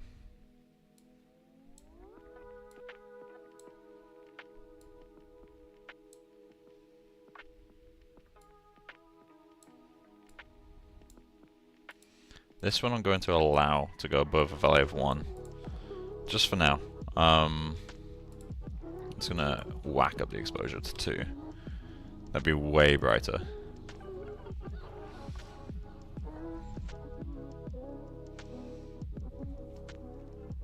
back up to 10.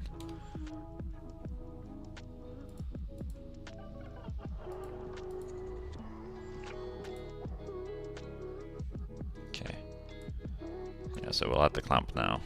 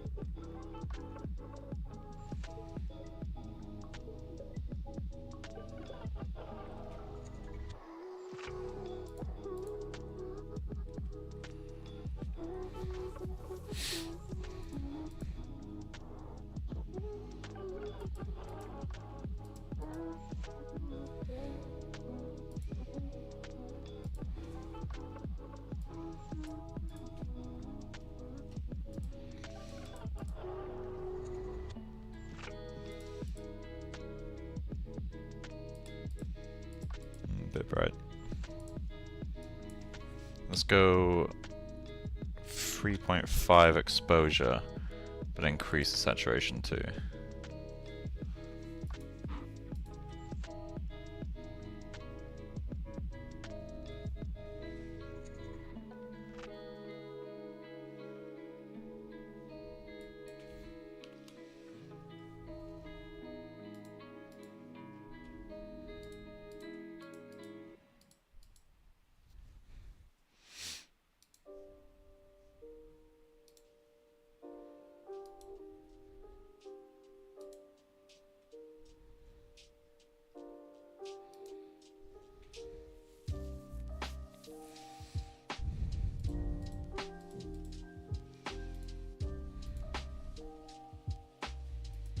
That'll do.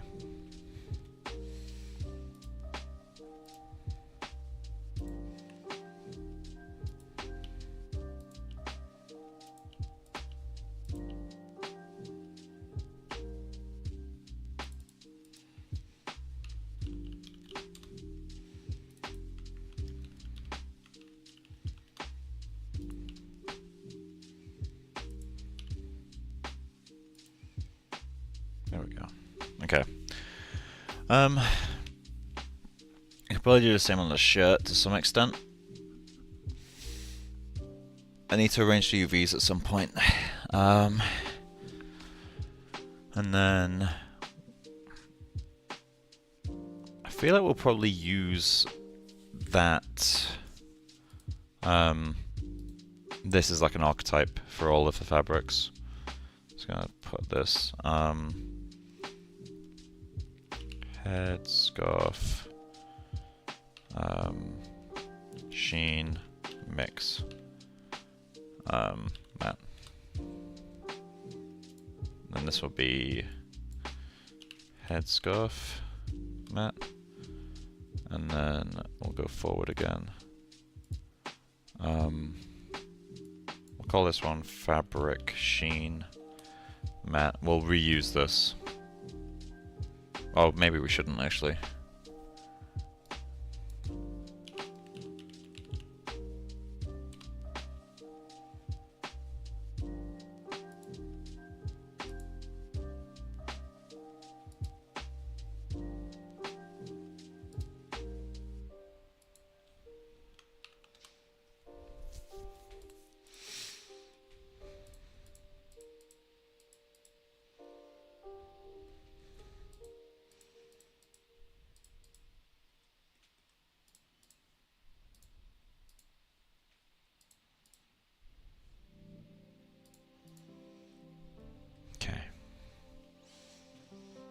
Ignore the intersections.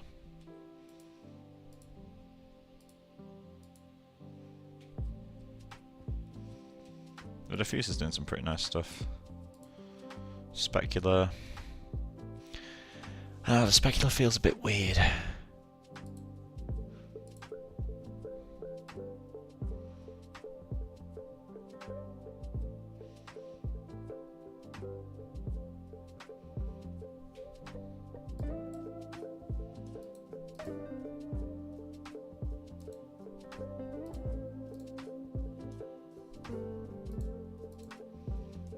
What happens if I just set this like here? Ooh, yeah, it's not nice. Okay, so it's 811, let's say it's like 9. Oh, shit, that's weight.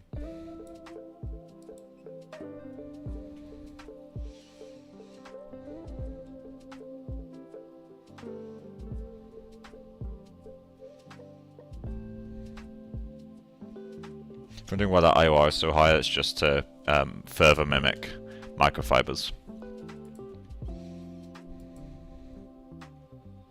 Technically cotton's IOR, I think it's close to 1.5. Not entirely sure on that though. On fabrics I always use like 1.7. It's only set to 1.6 because I'm already doing a sheen on top.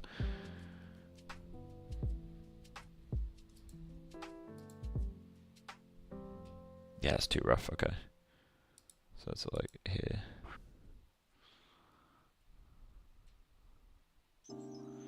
Yeah, that's good enough. Close to where it was, but that's fine. Okay. Adding a fiber groom will help a lot, but I'm not going to do that. Not yet.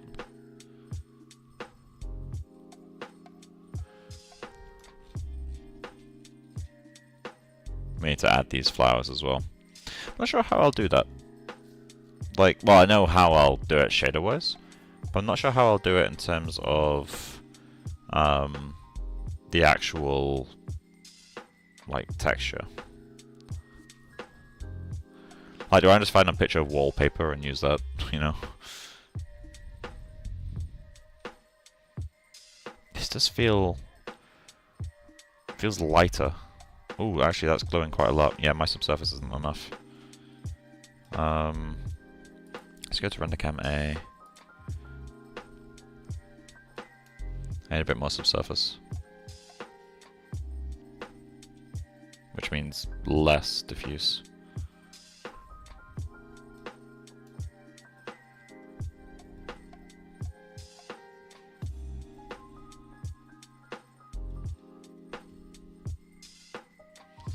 Scatter colors even more. Even more saturated than I gave it credit for. Let's go 2-3.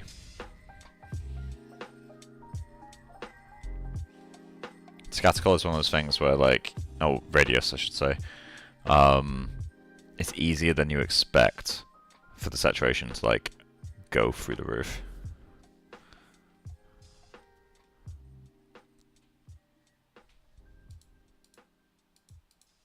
Getting quite a big increase there, that's good. Keeping it as a painterly print. Maybe hand paint 2 or 3 tile them. Yeah, I don't want to paint it. Like, I hate painting.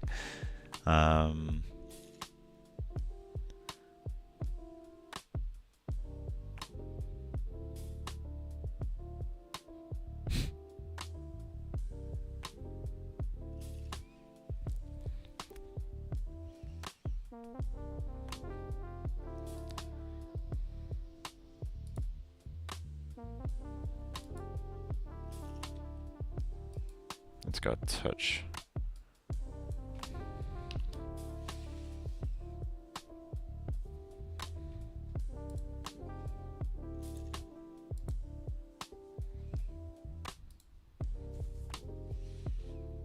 That's too saturated now, isn't it?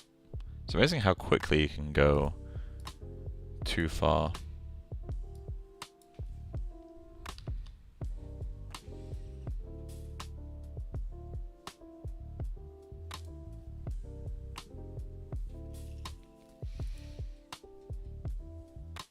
See, mine is reading rougher than this, by quite a long way. Like, I know obviously we've got all these paint strokes and stuff that will add an artificial roughness. But mine just feels more. I don't know if the diffuse is still too high. Our lighting is different, that is worth noting. Our shadows are going to be deeper, I mean, look at the face.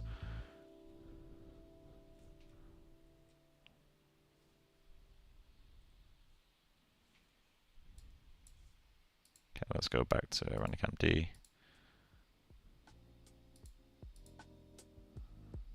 just so I can compare.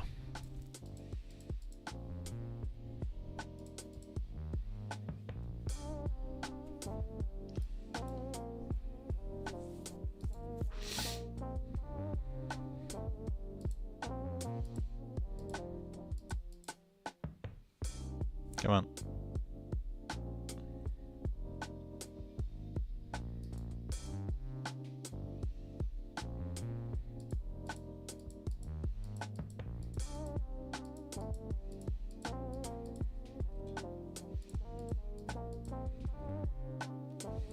Just a little bit less diffuse, I think. I don't want to go too much lower though, because 0.3 is already quite low.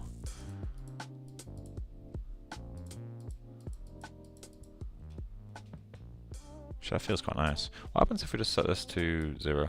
Like, it won't be that, but get a really nice softness if we set it to 0. Maybe the radius needs to go higher too. On the scale even. Let's go to 2 on scale.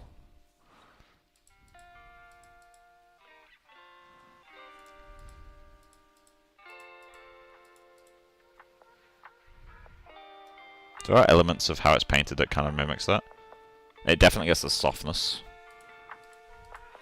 Absolutely gets the softness, but we do need some diffuse. Let's go 0.2.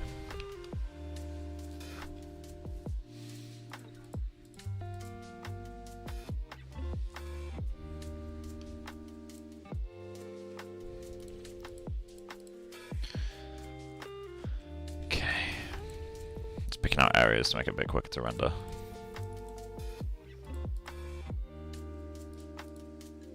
It's out of focus.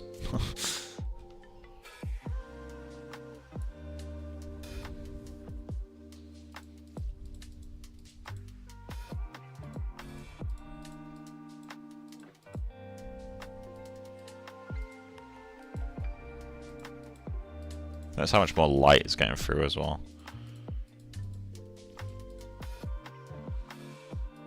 Yeah, it's feeling nice to me. I like that. Okay, so I have a nice soft fabric now. So I'm going to probably duplicate all of that and use it on the shirt, and duplicate it all again and use it on the apron, and then just create separate maps for those. The shirt I imagine being a rougher fabric, although maybe not. Apron definitely. Apron I'm gonna go like almost burlap.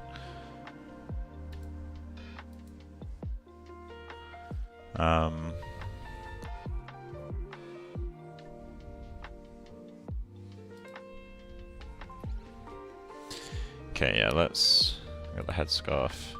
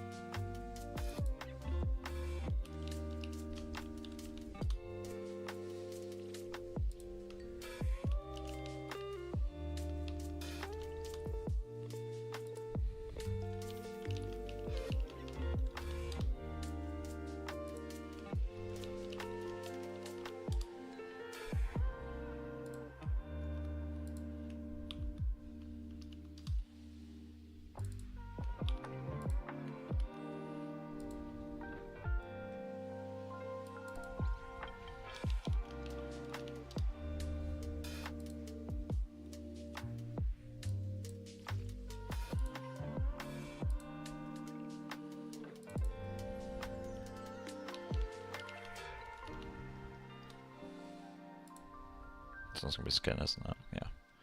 I get rid of you because I don't think I need it anymore.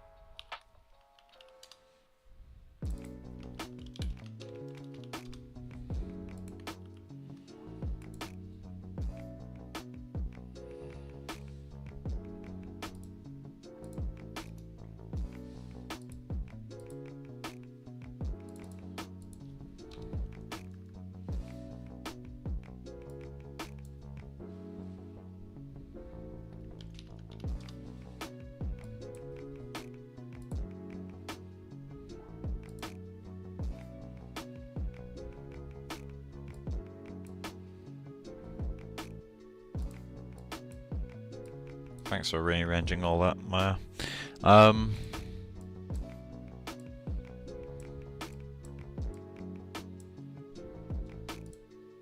Okay, so we're just gonna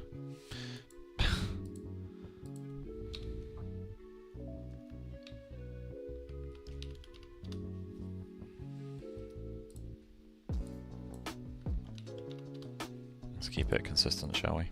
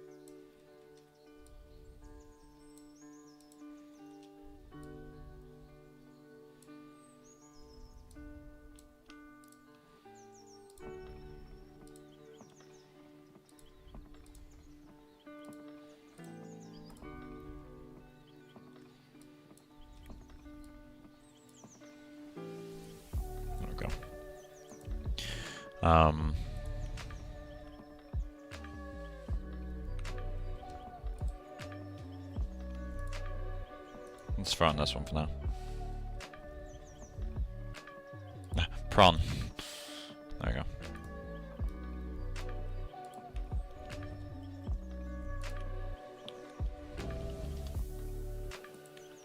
Okay. I have no idea what my UVs are like.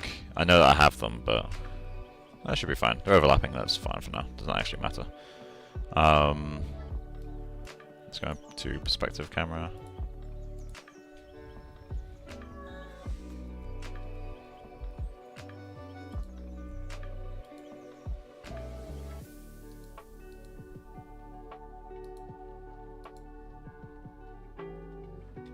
That's considerably denser. For now, it'd be easier just to scale the UVs. Oh shit, my camera.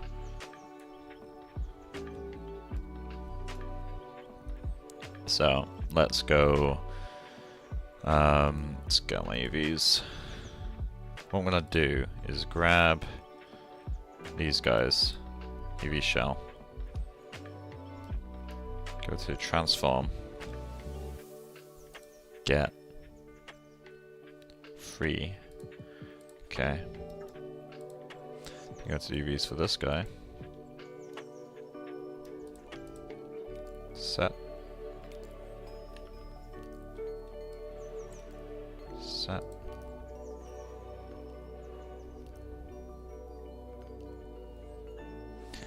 Did you experiment with thin film interference on the eye specular? Nope. Ooh, they're all separate. Okay, I'm just gonna have to scale this.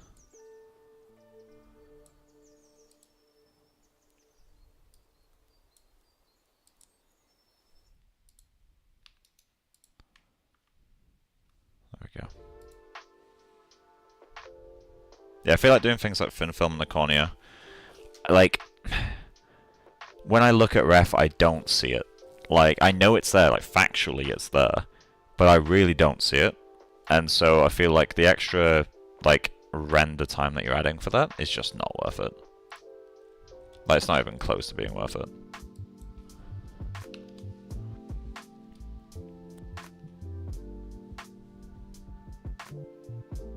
Like, emotions affecting the eye specular. Well, that's just the amount of clear coat, right? Like how wet the eye is. Okay, I'm gonna massively reduce the curvature effect. So it's like 2.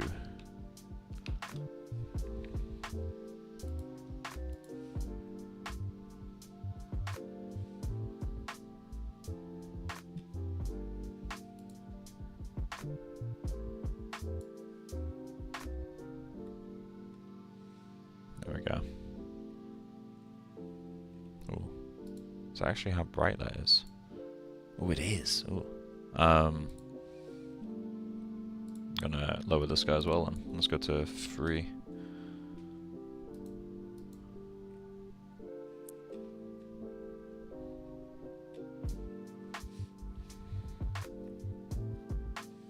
Okay.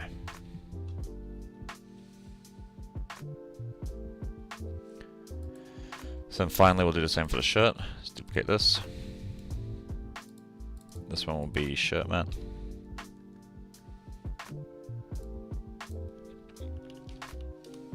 Okay. All we're gonna do is edit, duplicate.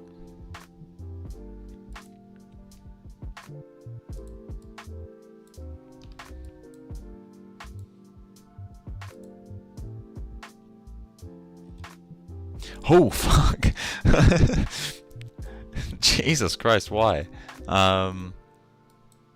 Okay. Thanks, Maya. Replace everything that says apron with shirt. I could probably just do a search and replace, couldn't I? Modify, search and replace names, apron, shirt. Ah! That doesn't work?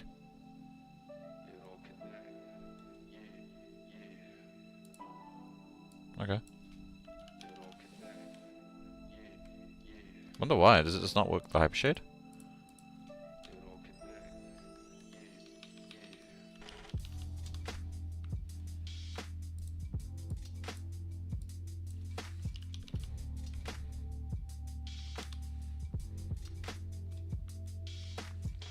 Okay, so what's our UV scale on this guy?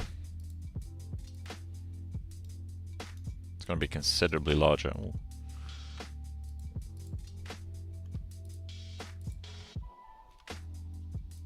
Okay. Let's get on this. 5, okay.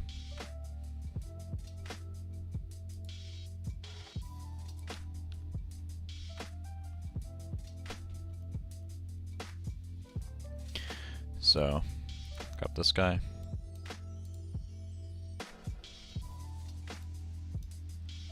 Then we're just going to go to the color, wherever that is.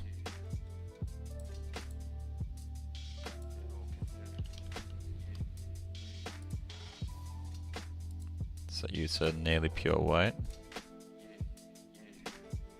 I don't like how similar all my values are.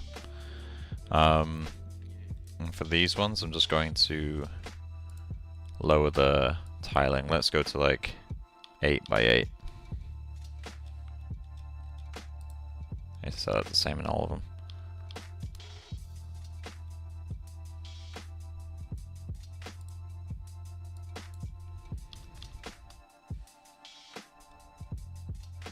That's another one.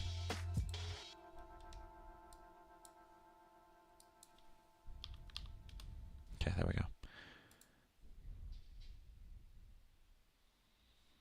Actually gone too bright.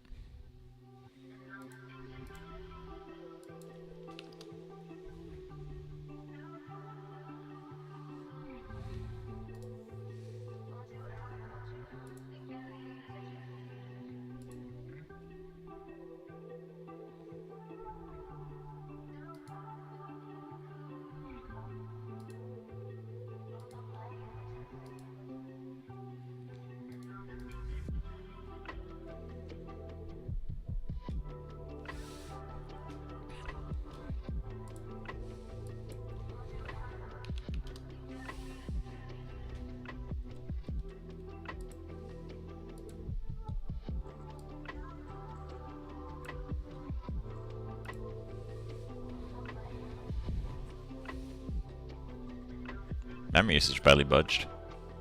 Adding the extra polygons to these guys. Weird.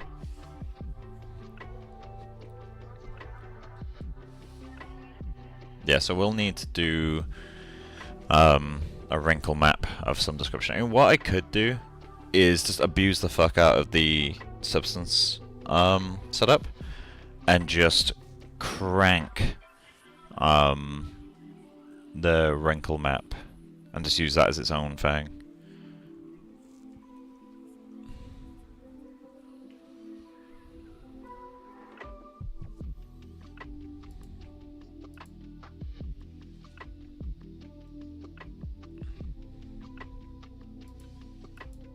Yeah, I need to get my actual disp into here.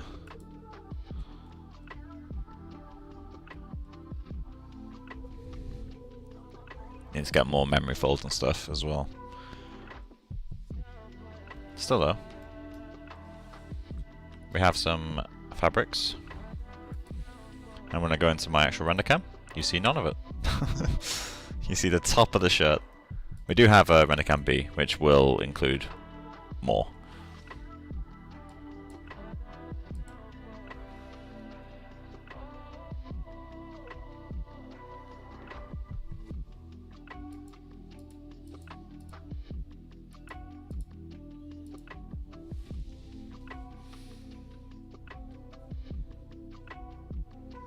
Getting a bit too much SSS here, aren't we?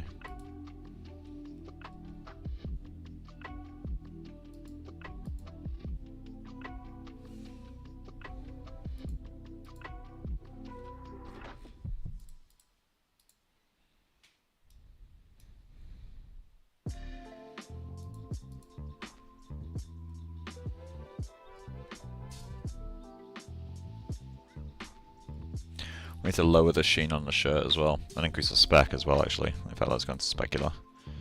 Yeah, the shirt needs more spec.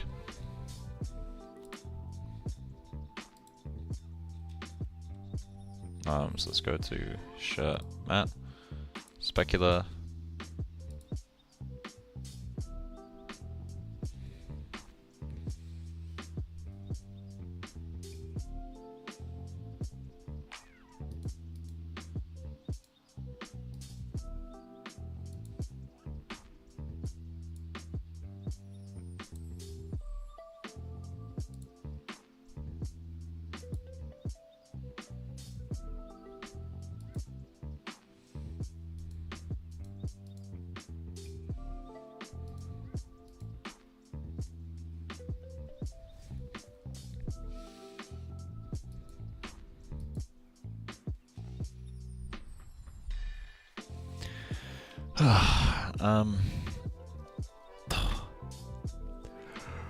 I need to properly UV them soon. Start getting things set up. So I also want to know why I can't save the substance material.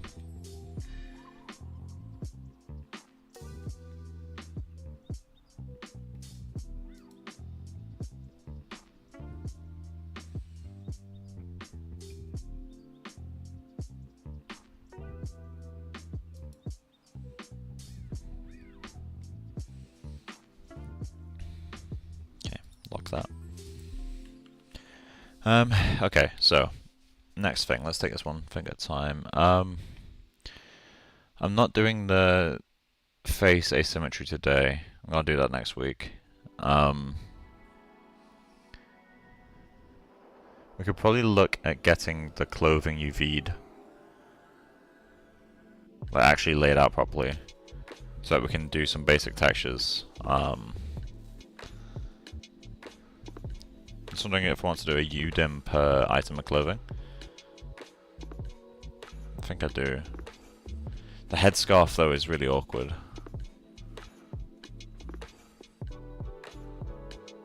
I do need to resolve the headscarf UVs as well, in terms of like they're the wrong scale everywhere.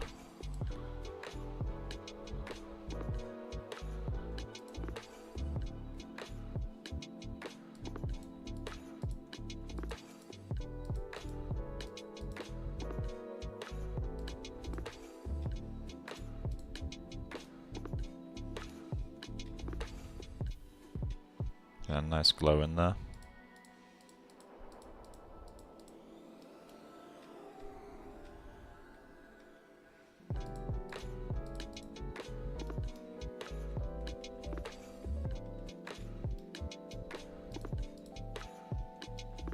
might go into the headscarf. I'm going to change how much the albedo is affected. To do that, all I really need to do is go into that range. It's currently biased, but we can change the output min as well.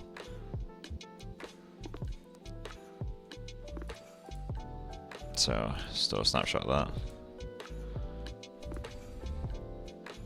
Hey Mike, did you use Marvelous for the clothing? No, it's sculpted. Just a ZBrush.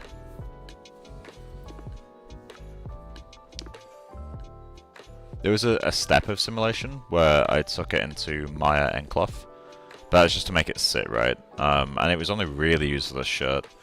Like the headscarf is fully sculpted. I just realized I got a message on Discord.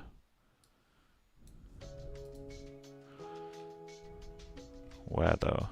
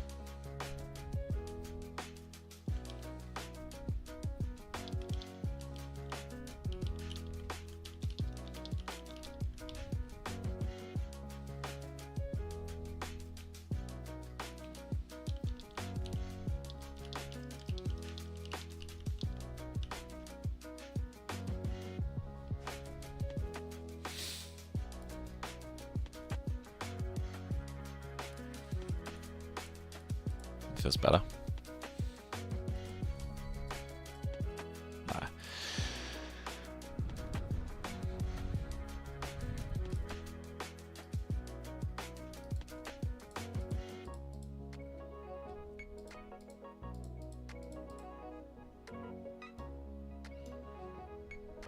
Need more color now though.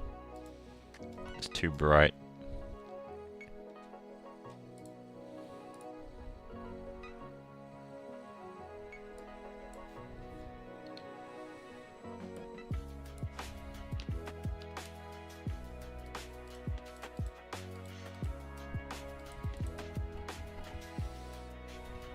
I really like the glow this has.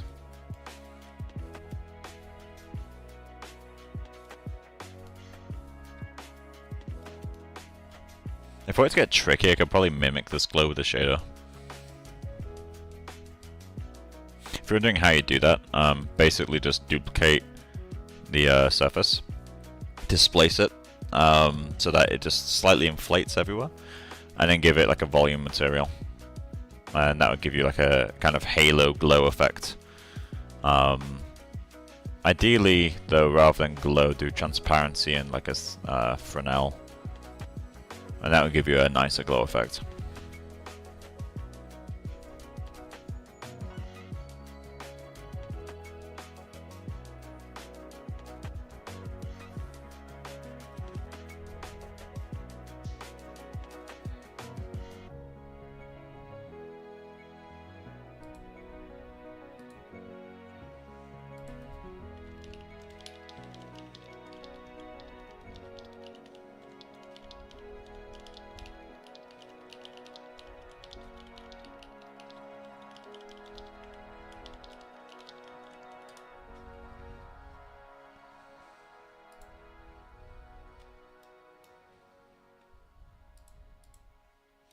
Okay.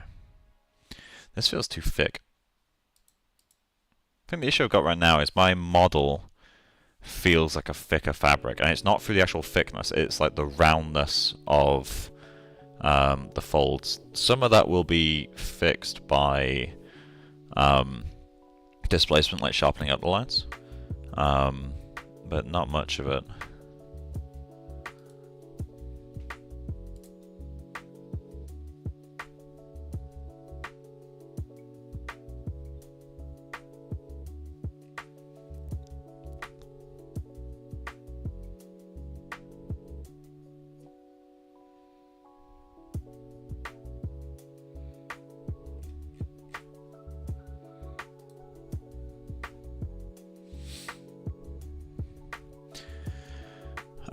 Is there a plan in the future to do some kind of project in Solaris and Renderman? Solaris I'm considering. Solaris and Renderman probably not. Because I use Solaris for a while now, professionally, and I do quite enjoy it. Of course I do have the thing with the Foundry, where I use Katana, and honestly I do prefer Katana over Solaris. But Solaris is ridiculously powerful because you're in Houdini, like you can do a shit ton of geometry manipulation, just by exporting in and out of different stuff. But, yeah, I'll probably do something in Solaris at some point. Renderman, I don't see any reason to return to. Because, like, a lot of my older streams are Renderman based. Okay, that's feeling better.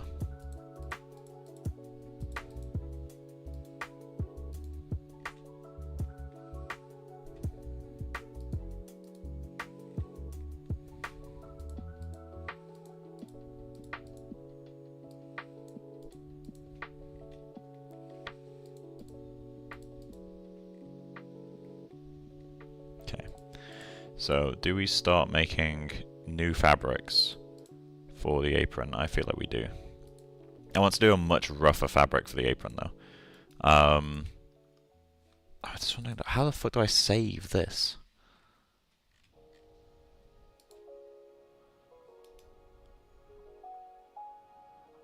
Like, I want to save, like... So I'm going to ask Laura.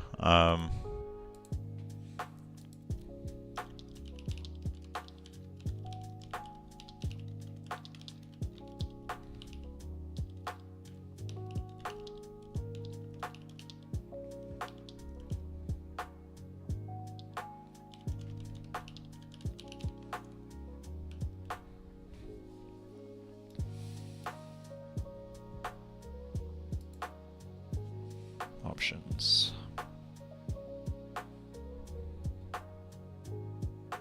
Like, why isn't there a save button? Where's it gone? In worst case scenario, I can remake this. Like, I've already got the map. And I've already exported an 8K version, so I've got the max detail. Which I still find ridiculous. If I open this up, it's insane.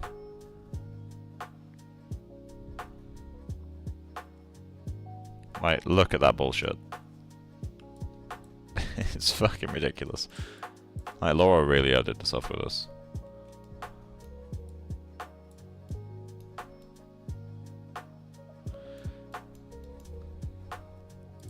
Let's go fit.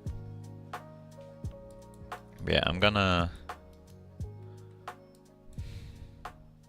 just gonna close this. In fact, I'm gonna hit save. No, hit save does nothing. Okay. Presets. I'm not missing something here, like.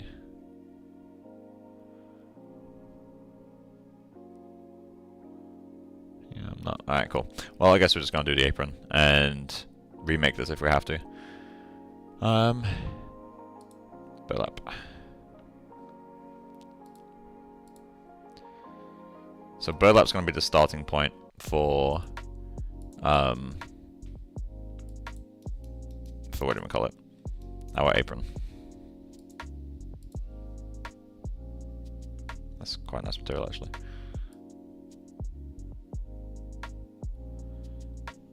Okay. I kind of want to do a twill for the... I know it's not burlap, but I want to do twill somewhere. Oh, that's cool.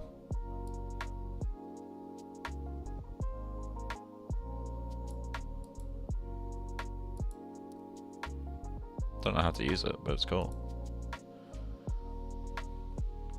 Anyway, honestly, I'd probably use pretty close to this without any alterations. Still gonna set these to like 0.5. Because I am going to use them with, I'm going to use them with the shader again. So we'll do something like, it's 128, right? There we go.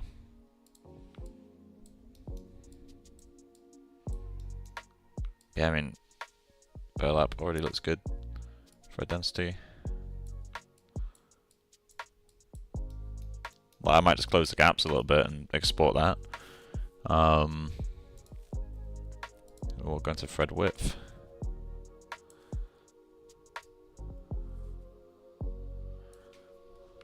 maybe a little bit too much width there.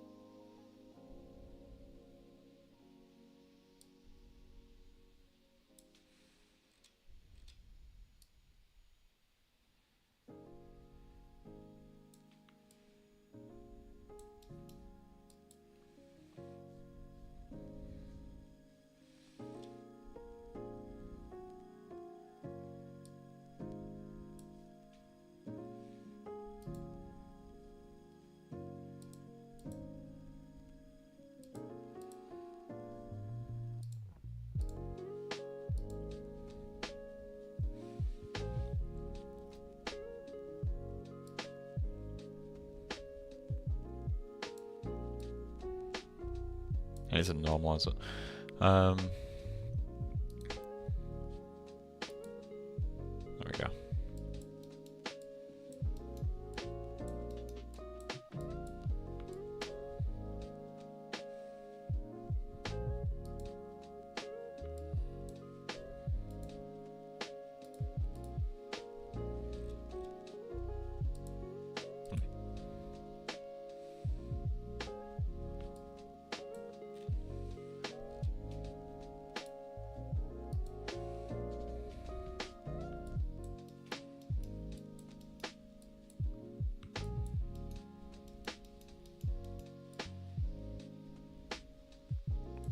Honestly, I like that already. I'm just going to export that as is.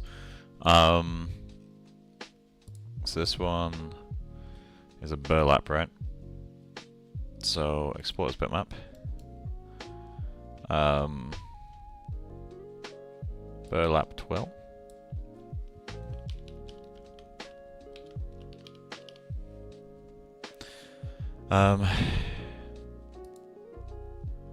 What's the twirl? It's 3 by 1. Okay. So I'm gonna go twirl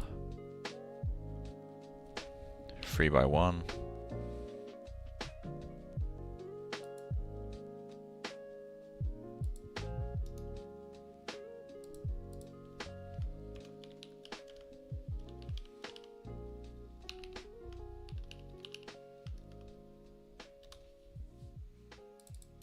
Go 4K.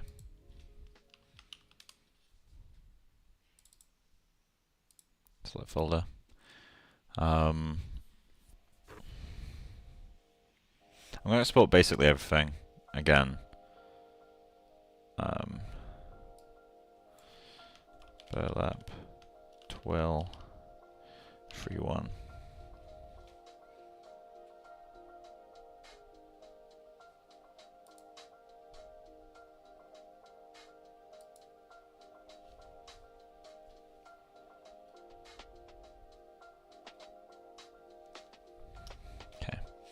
Export. It's fast. Okay.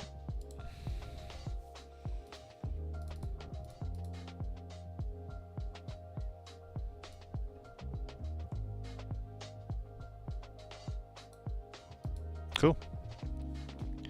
Close that. So I'm just gonna throw that onto the apron. See how it handles it.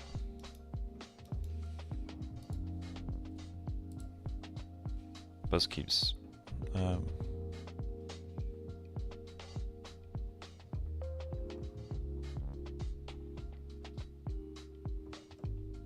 okay.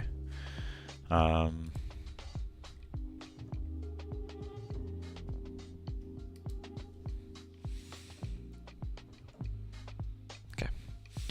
So we're just going to go into the apron mat.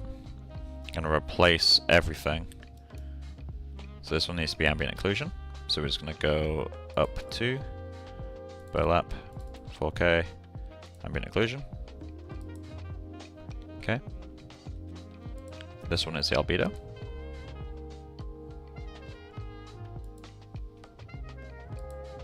Okay. This needs to be... There we go.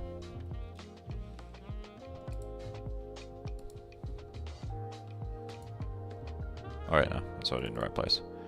Normal.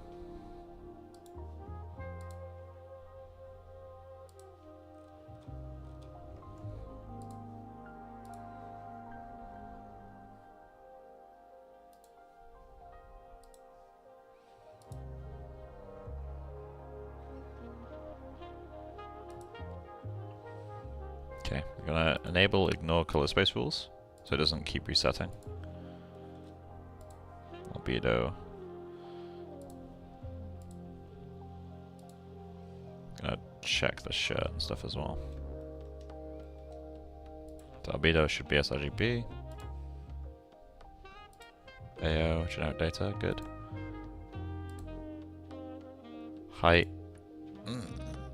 Does that mean I set the height to sRGB in the other one too? There's another one. There it is. Okay, so we'll go to the headscarf. Is the height in sRGB? Oh, okay. We might have to rebalance this. Okay.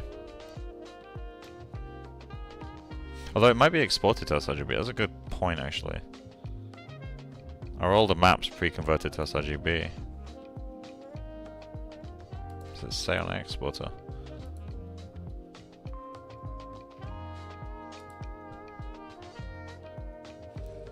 Okay.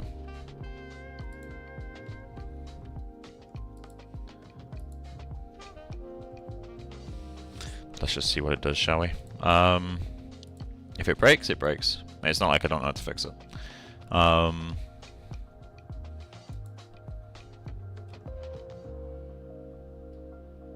Yes, and that goes through and makes all the TX files.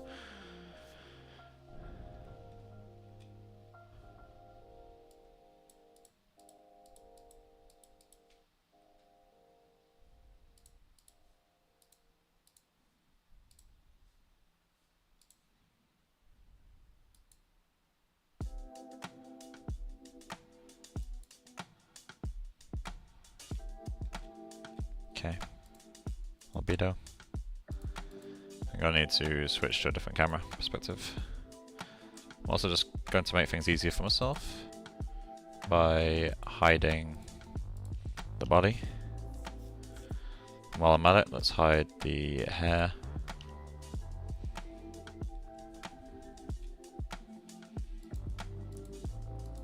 Albedo.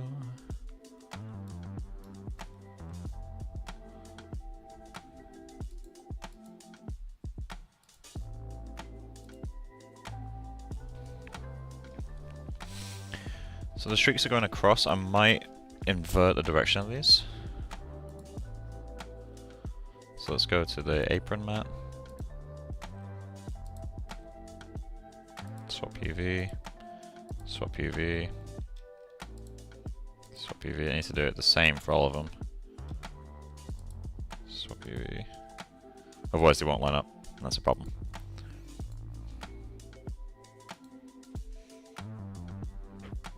I actually might have preferred the horizontal lines.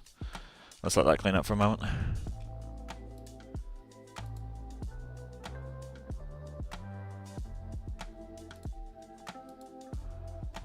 Maybe a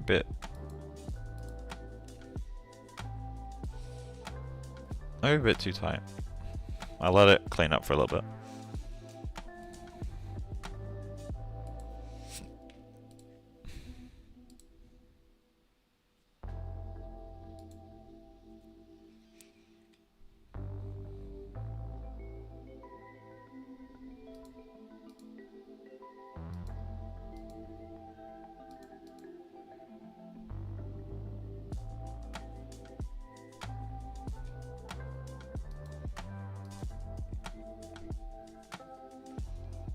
I'm gonna go slightly larger. Let's go like 10.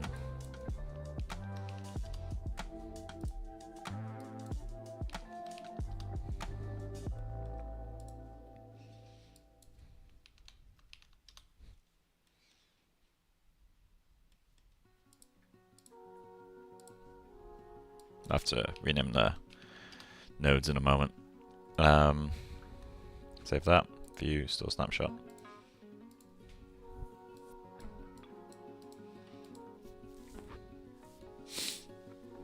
That does thing for a hot minute.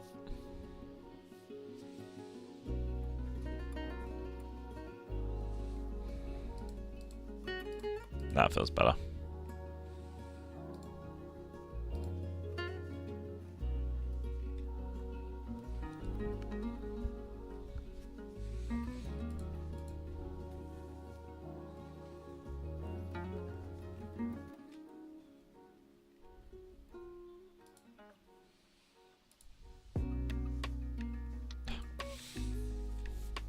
I really do despise the fact that selecting something is enough for it to trigger the render to update. There's my water.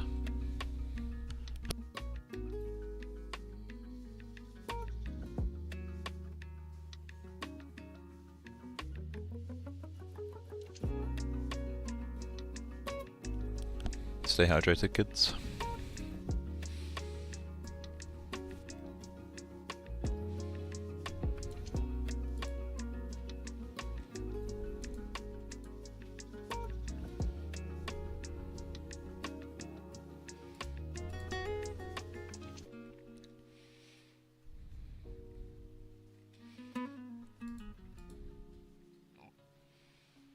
This shirt I might do as a surprisingly translucent shirt, like something with a lot of gaps in it, and I actually will do, well, depending on render time, I will do transparency with it. Because there's something quite nice to rendering fabrics that way.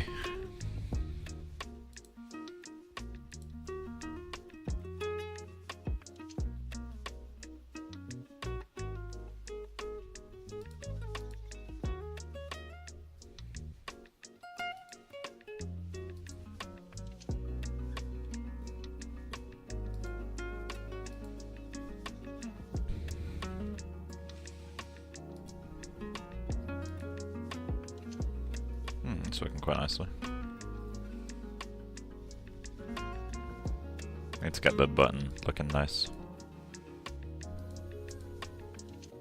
Probably wants to do like a tortoiseshell button, like something that has like translucent, not translucent, transmissive sections.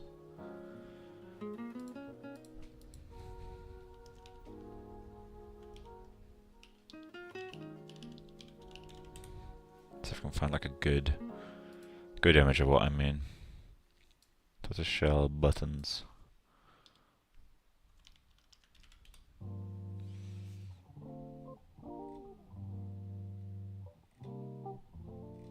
Not quite what I'm looking for.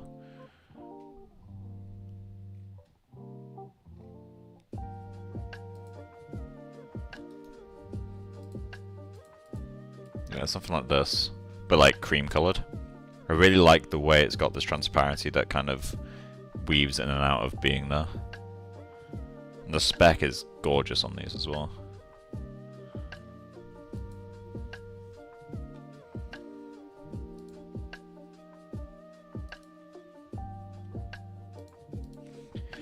So the apron will definitely need a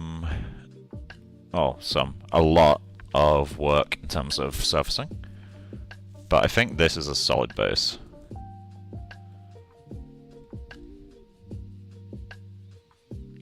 I may need to straighten up the UVs a little bit.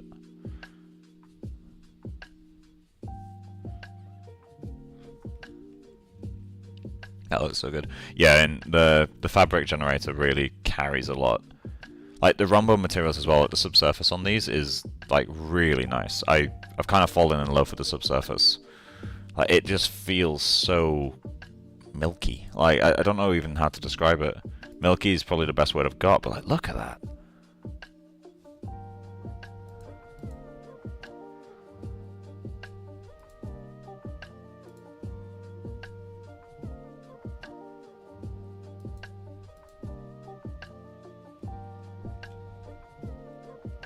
But then you got this.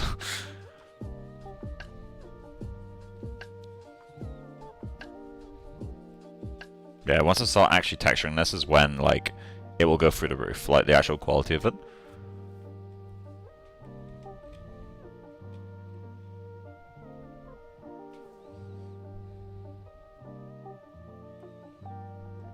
It's gonna clean a section of this.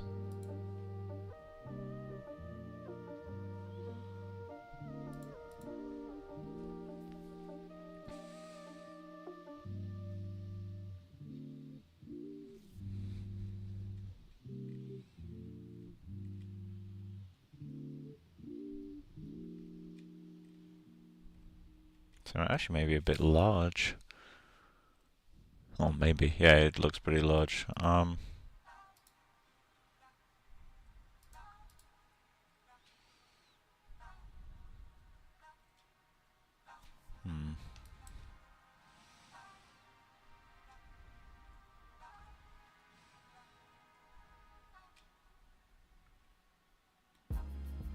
Actually, this needs some more diffuse compared to the other materials.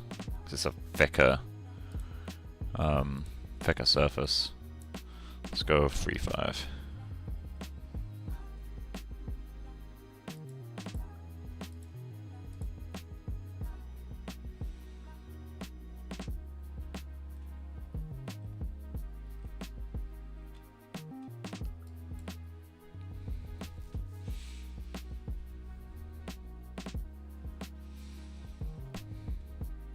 We actually need to go a lot smaller, like considerably smaller.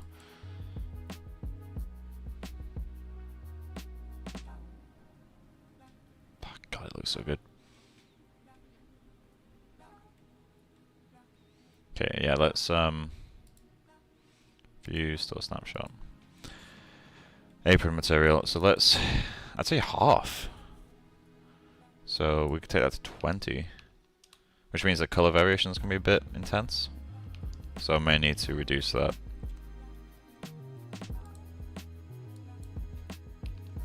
No, wait, 20. 20. 20 might be a bit much. I don't know yet. I need to link all these together. I find it annoying that I can't just plug in a user float. Anyway, let's start render.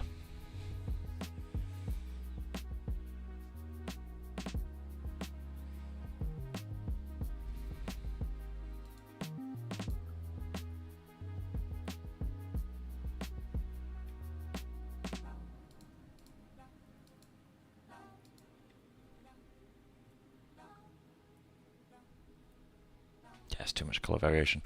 Time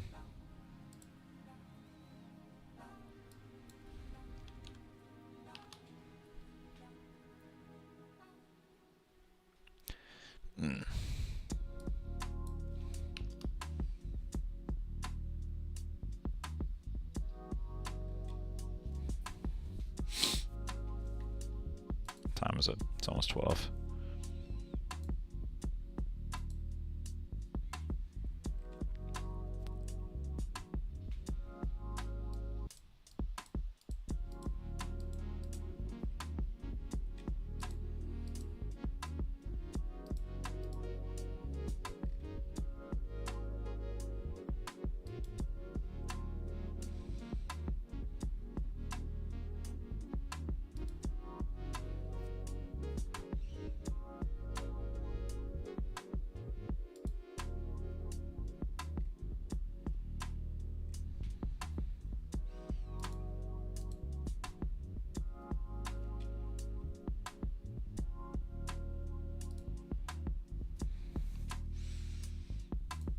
I love how I always end up doing like a modeling look dev folder, and I always, no matter what, will end up doing my look dev in the modeling scene.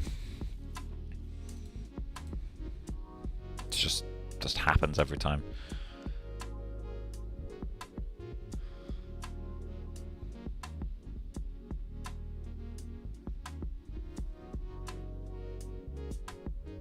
For the apron, why don't you try 80% diffuse, 20% SSS?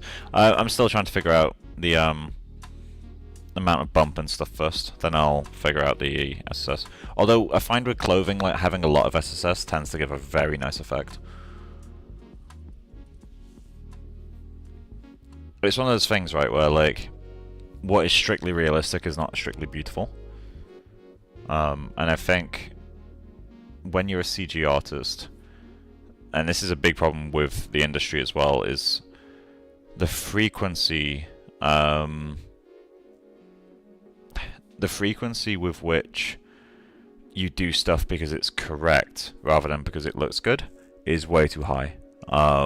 Like in films, you always get notes. It's like, oh well, technically this should be this. Remember I was talking earlier about how you know, you get locked into values at a certain stage of learning, and eventually you just like fuck it and move sliders until it looks pretty. You don't get to do that in the industry all the time. And so when I'm doing my own work, I like to do stuff that isn't necessarily correct quite frequently.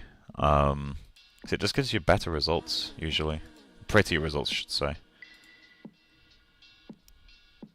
I think that's a bit too small. Although I do like the effect it's giving.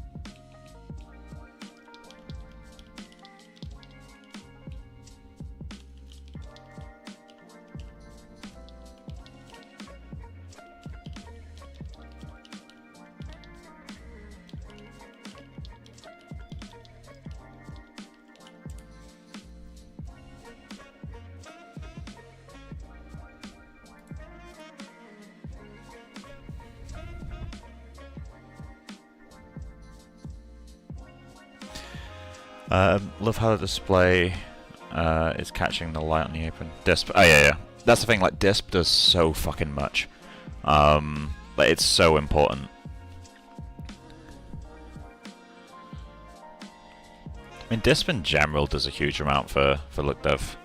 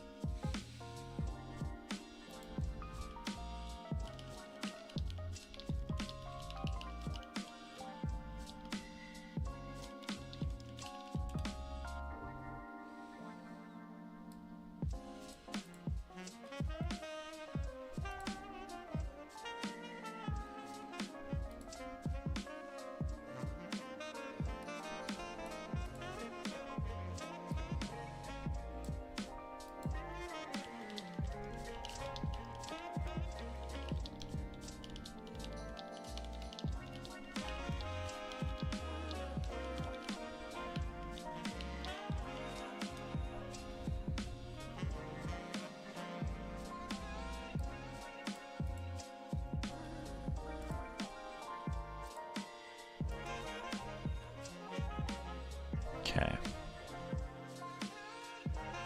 And does a slow, but I expected as much.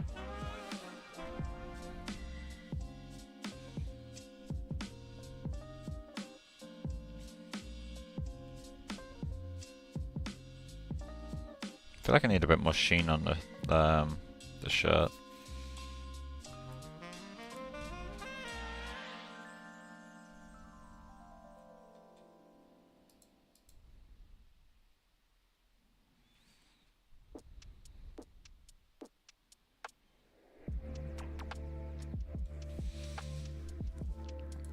I really want more detail in this. I kind of want to crank the subdivisions just for like a single render to see what it does. If I'm gonna do it. Save my scene because this very will crash. So snapshot. I'm just gonna take a section of it. Let's just take this section. Actually, let's extend that up a little bit. Come on.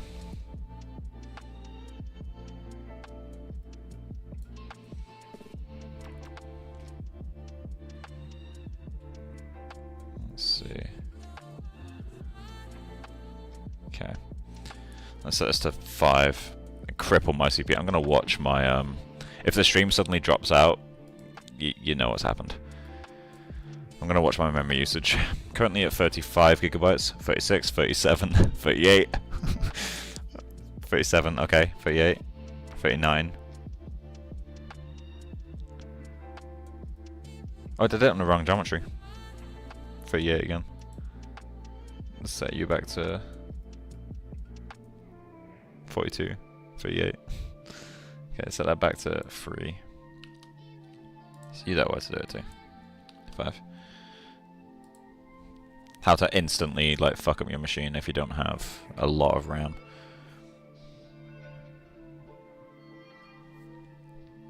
One of the reasons I have 128 gigs is that I like to do this sort of bullshit. I don't even know if this will make a difference. Looks like it is. Ooh, it is.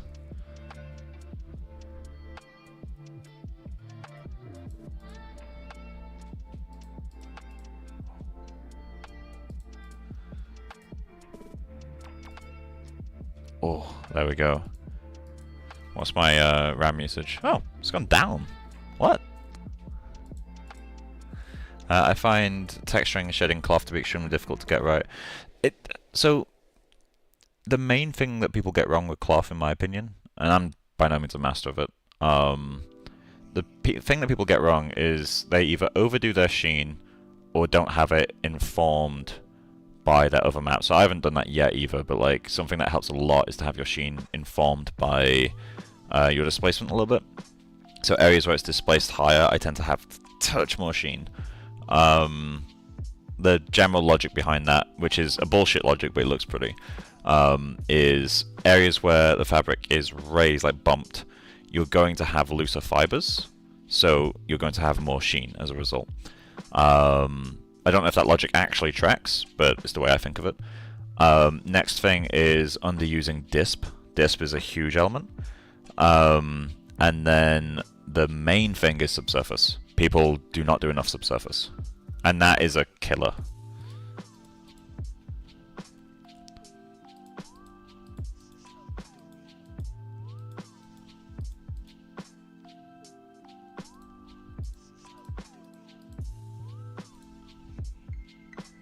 Ah, fuck's sake.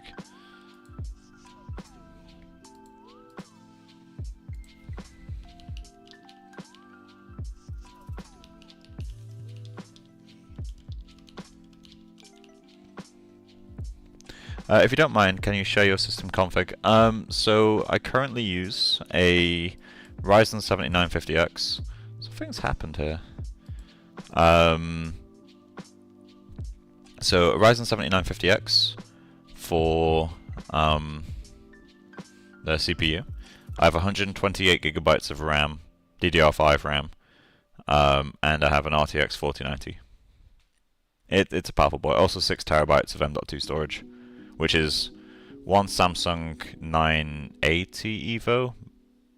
I think it's a 980, not a 990, and two 2 terabyte Fire CUDA 530s.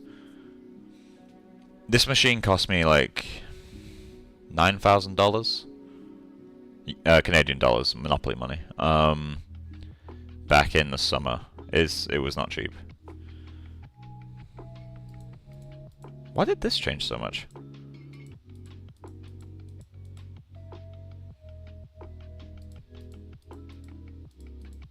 But it seems to be giving different results.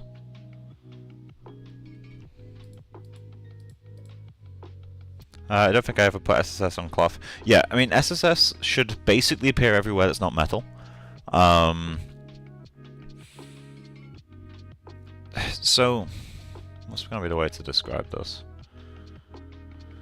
When you don't have SSS, what you are saying is that surface is completely impenetrable to light. So if you don't have transmission or subsurface, you're saying the surface of the geometry is unbelievably impossibly solid. Metals being the exception. I mean, I'm sure that metal scientifically would have a subsurface scattering, but nowhere near enough to be warrant being added to a shader. But any kind of organic or loose surface will always have subsurface. Like, a lot. It's just the way objects are. Okay, I really like that. Tip for SS, you might need to lower... yeah, lower it. Yeah, I'm getting this quite bad here, aren't I? It's weird, it's less... I don't know what's happened in this render. Everything's just... like, the surface is thicker. But it's still round. Which implies that my disp changed. My disp did change. Okay, let's get another section.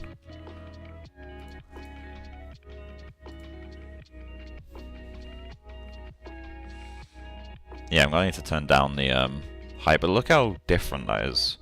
That's just subdivisions. That's all that's changed there.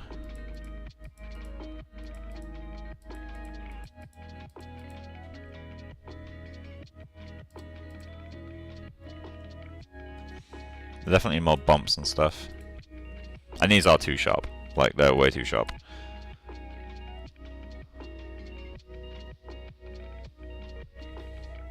So, let's go back into Substance Player. Fit this. So, go into the wrinkles. Angularity. Let's reduce that. Okay, there we go. And then bumps. I'm going to add some more bumps. Let's add a bit more. Strength is already maxed out on that one.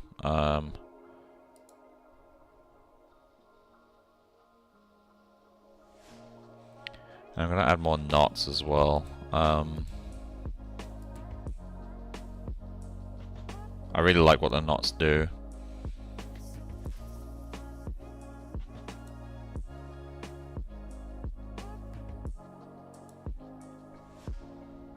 Oh, that's too much.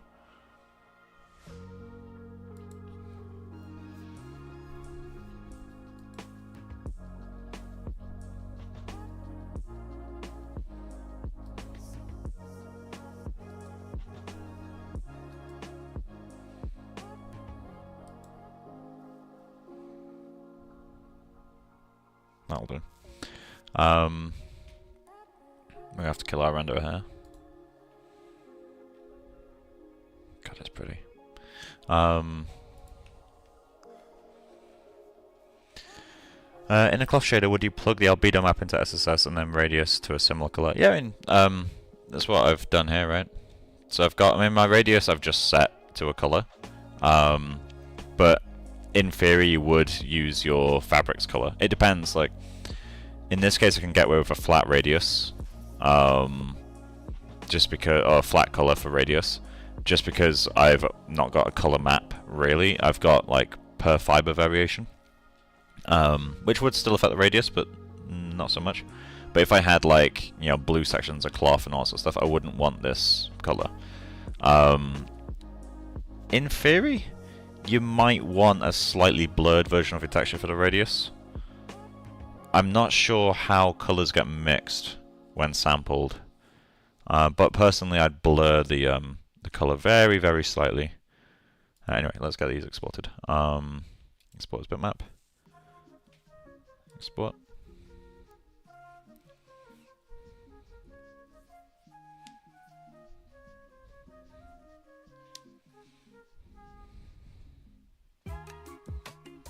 This song's a fucking vibe, holy shit. I like it.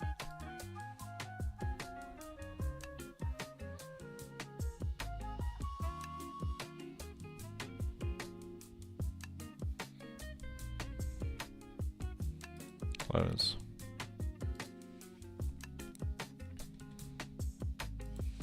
Okay, update render. I want to see make TX, there you go.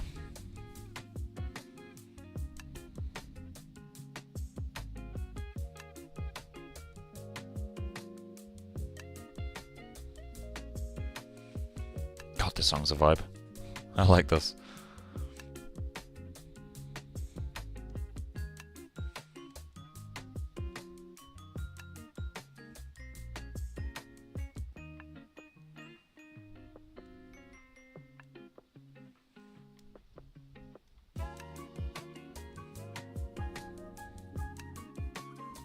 Yeah, the stream today, like my lunch stream won't end. So I won't go for lunch early. Or maybe I will actually. We'll see where I am in 20-30 minutes. But the end of the day stream will end early because I've got a gym session at 5:45, and so I need to really be ready to leave my house at 4:45. Which actually reminds me, I need to throw the laundry in a dryer.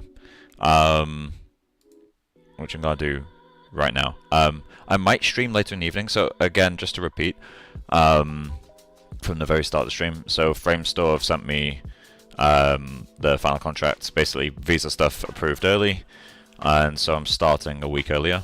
I did ask if I could start in March, but they said they really want me to start in February. So my first day is on the 26th, which means I've got a week less for this, and ultimately means next week is my last full-time week on this anyway. So I'll probably start doing weekend streams, maybe a few evenings here or there. But obviously when I'm working at Framestore, I can't be doing this in the day. Like, it'd be a little bit shitty. But yeah, anyway, before I forget, I'm going to do for a laundry and dryer. I'll be back in a moment.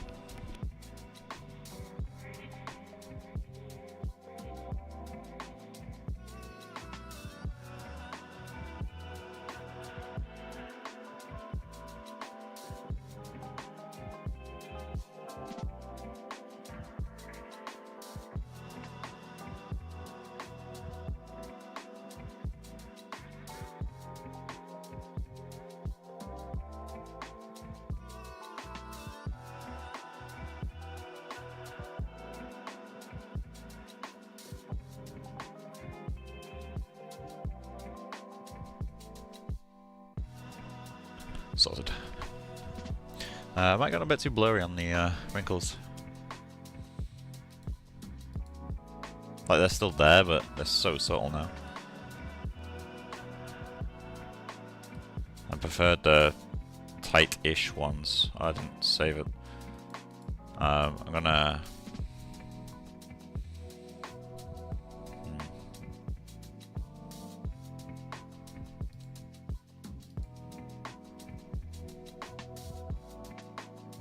Okay, yeah, I'm gonna kill a render. Update that again. Wrinkles, angularity.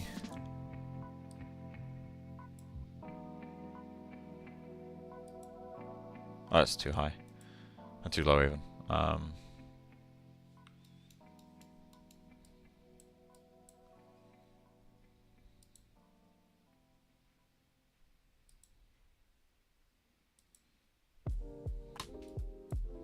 Oh, they smell promising.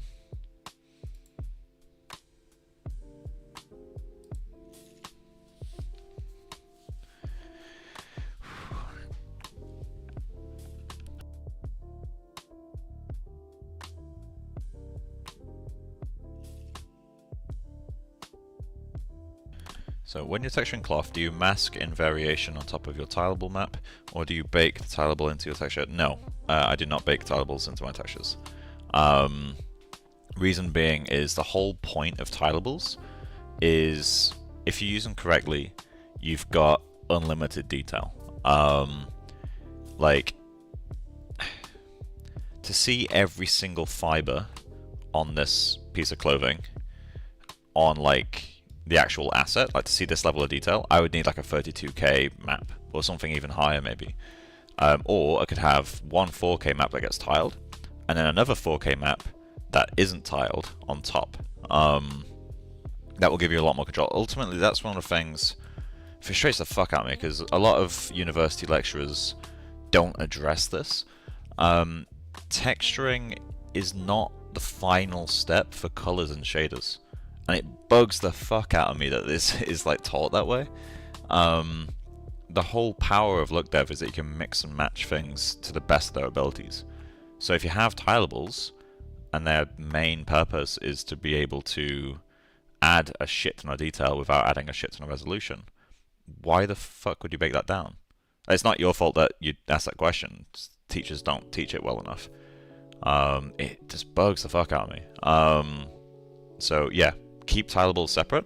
There are instances where you would need to bake it down, but honestly, I'd avoid it if you can. instances when you need to bake it down are if the tileable isn't too tiled in the first place, you can bake it down, no issue. You know, something that the resolution of the map can actually capture the tiles. If you're transferring between many different renderers and many different shaders, so if you're like doing something for both real-time and offline renders, then you're gonna struggle if you don't have all your maps baked into one place. There's a bunch of other stuff too, but that's the main stuff. But yeah. But yeah, I do get bugged by this state of teaching sometimes. Like, I feel like it's not the university's fault, but I feel like they need more people who are teachers secondary, artists first. Because something that happens a lot is you'll get people who were industry 10 years ago, who are out of date, but were very, very, very good and know what they're talking about with the fundamentals, and that's good. But they're out of date and they're teaching you the wrong shit. And you get people who are incredible teachers, but not great artists. And again, they have their place. They're completely valid in a setting. But very few universities have like incredible world-class, up-to-date artists. Very few, because they can get paid more by going to studios. But yeah, it does bug me. I feel like if I ever went into university teaching, because I do plan on going to university at some point, like it's kind of one of my get out plans. I think that'd be one of my things, is like I will do whatever I can to like keep on top of like, you know, doing personal projects and stuff. Gotcha. To be honest, I went to Think Tank and they don't really teach us look dev at all, so resources like your stream are essential. Oh sweet. Yeah, I mean, Think Tank is insane. Think Tank's really good. You got people like Paul Dino? Who are just insane textual dev guys. Think Tank definitely teaches you a lot of good stuff. I mean, I went to Bournemouth and our look dev lesson, like single look dev lesson, was on making a chrome ball, which was taught by an ex-comp artist. And this still, it makes me laugh, because I always bring this up to like look dev friends when we talk about education. Because people are like, oh my god, you're so lucky you went to like a really good uni, which I did. Bournemouth is a good uni. But the look dev class was taught by a comp artist who clearly knew nothing about look dev. And so what we did is a chrome ball in V-Ray. And the way we did that chrome ball was you get a standard material, turn off diffuse, turn reflection to full, glossiness to full. Don't touch the IOR, leave that at the default of 1.6, so wrong. Then you render, go into Nuke, get the raw spec AOV, and shuffle that into Beauty, which creates a chrome look. It's like, just change the IOR, and the Beauty will look like that. And oh, yeah. Like, even back then when I was a student, I knew that was, like, nonsense. These wrinkles are a bit too fine. Although wrinkles being too fine shouldn't be a priority to fix. Although, okay. Let's go to the wrinkles. We're gonna change the length and width of these things. So 2.9. Let's set these both to 5. Okay, let me change the amount.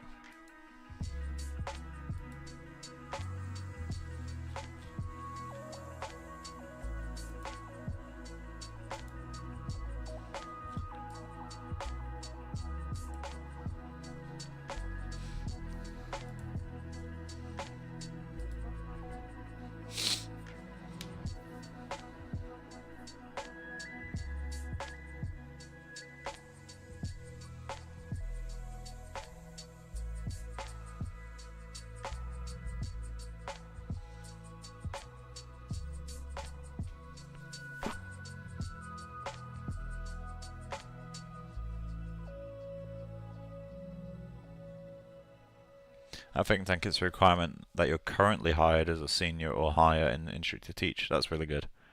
Almost all our teachers were amazing artists. Our curriculum just didn't have look dev. Fair enough, yeah. And yeah, like Gnomon as well has like an insane level, like for the tutors. Update full scene. So these wrinkles should be larger now.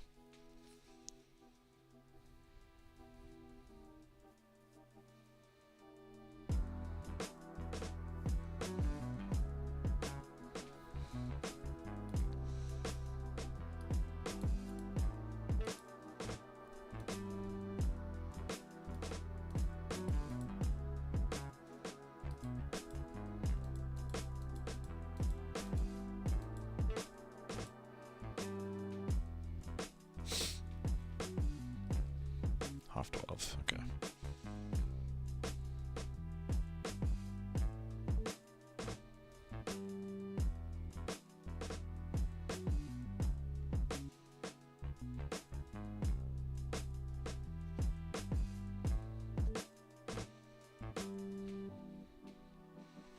Just checking some stuff. Yeah, 545. Gnomon is one of the greatest schools out there. Yeah, it's insane. Gnomon does some crazy shit.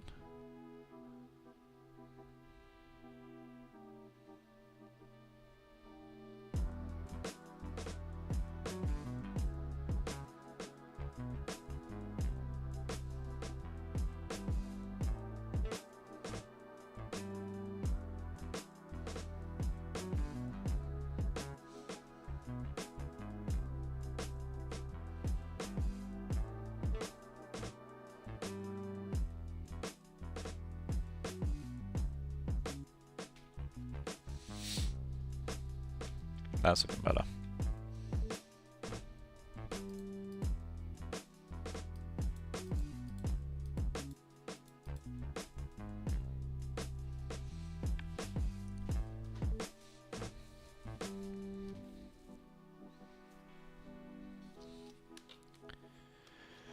Okay, so I feel like we've burned enough time now just doing cloth look div. I think after lunch, I'm gonna go for lunch pretty soon. After lunch, I'll probably look into the UVs for the clothing. Get that updated in ZBrush. And once we have our UVs, we can start getting displacement, like the sculpted displacement into Maya. And that's when things really start to pop, like it starts to look correct. I also need to address the UV resolution differences in the headscarf. Yeah, that's looking nice.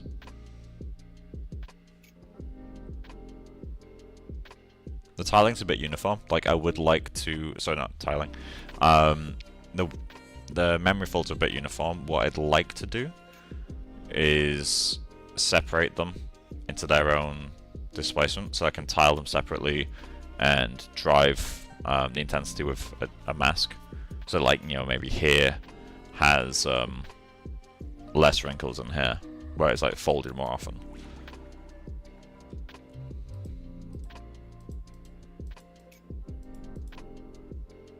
It's gonna be strong, isn't it?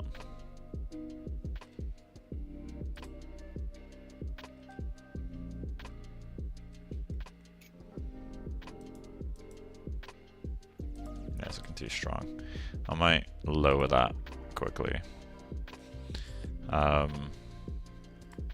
It's just gonna bug me if I don't. Wrinkles, strength.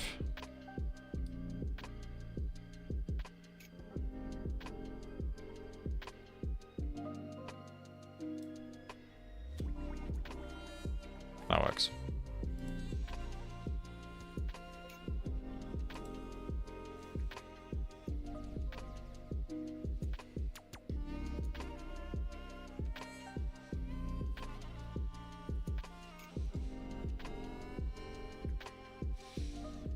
Yeah, then once we got the clothing kind of in a better place, we can kind of bake in the thickness, and then I can start doing an actual sculpt pass.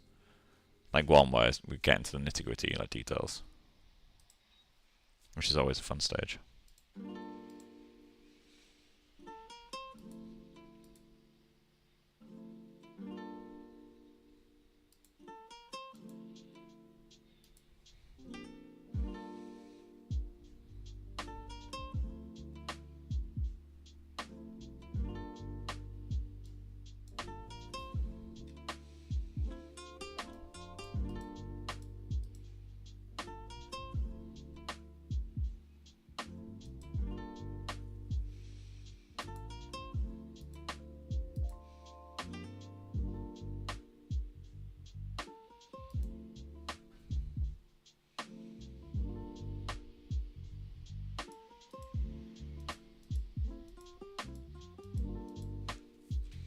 I wonder why the shirt got thicker at some point.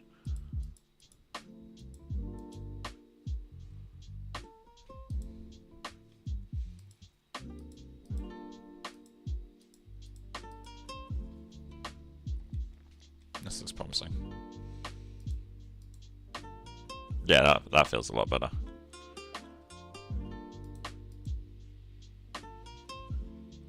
Yeah, we'll need to get some nice sculpt details onto this. Things like rolling the edges of this thing.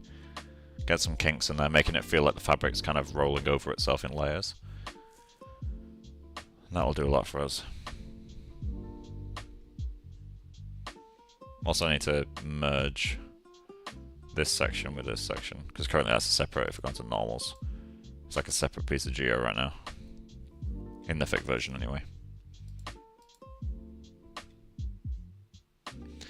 So let's go to a wider camera, stuff like that. I'm gonna also save my scene, increase this guy to 5 as well. I just want to see what that does.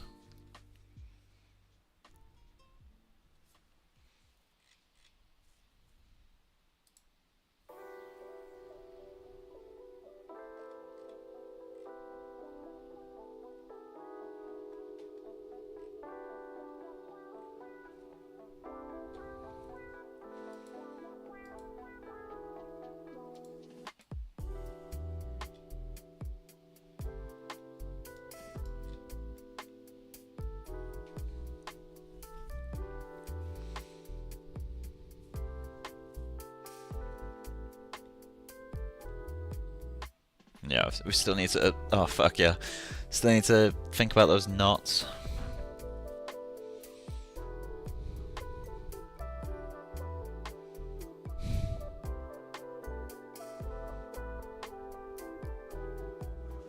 Really don't want to tie them. Really don't want to tie them. I could steal the shoelaces from Mona. And just like flatten them out.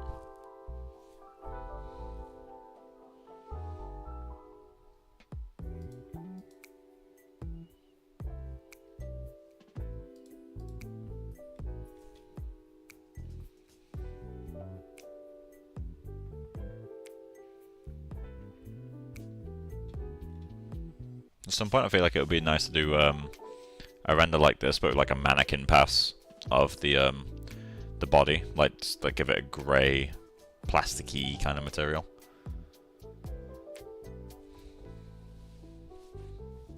Takes the focus off of the face, because the thing is, like, whenever you got a face in an image, it becomes the focus just inherently. And I think it'd be quite nice to like if I smooth out the facial features, I can just render it as if it's a mannequin, really focus on the clothing and make it look pretty.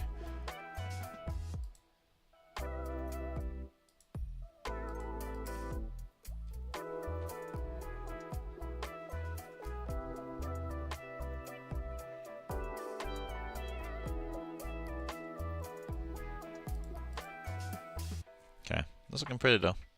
We definitely made a solid bit of progress.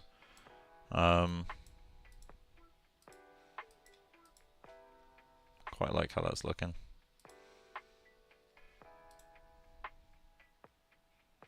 So let's do render cam D.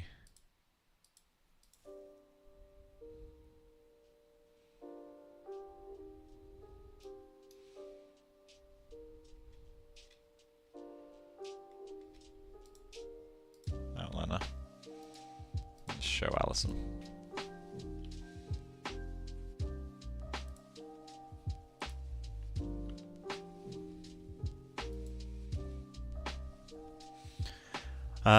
I think since half the people at CG schools want to go into games and game shaders, can be more all-purpose in their approach. And the thing is, like, look dev in games is getting more and more similar to film, like with each like new version of Unreal, basically. Like, I can't remember the name of it, but they shown with Unreal 5, there's like a new material editor. They shown it using like a jade material on a car, and the way they built that material is literally just layered shaders. Like, it's just VFX.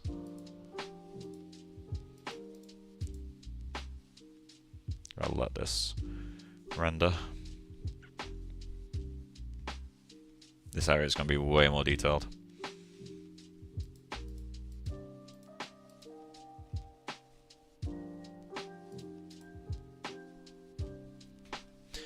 But yeah, I think I'll end the stream here. Which HDR is this one? Good question. This one is Studio Small, which is on... what's the name of it? HDRI Haven. Studio Small 03 8K. I have added some other stuff to it, like it's not just a light. Like there's another dome light which I'm using just for the backplate. Something I do sometimes is I'll set the camera visibility on my main light to 0, and then I'll duplicate it and turn everything off other than the camera visibility. And that just allows me to rotate it to get a background that I find pretty. And then there's also an area light in there, which is kind of filling the bottom here. Without that, it's like super fucking dark in this area.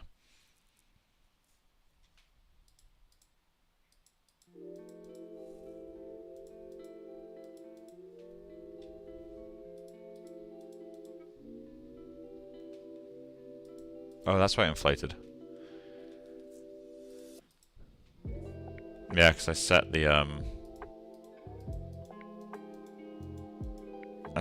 the thing from sRGB to linear, didn't I? I appreciate streams, Mike. I'm going to have to experiment with textures and materials in Maya. Have you already added fine detail on the skin? Kind of. There's... I don't know if you see it in... No, it's not in the normal map. Kind of in the normal map. There is a 3D scan store thing on there, but I've barely done anything to it. Like, it's really, really basic. Honestly, probably not high-res enough in terms of, like, it's just a 4K map on a single UDIM. So it won't capture a lot of details. At least I think it's 4K. Let's find out, shall we?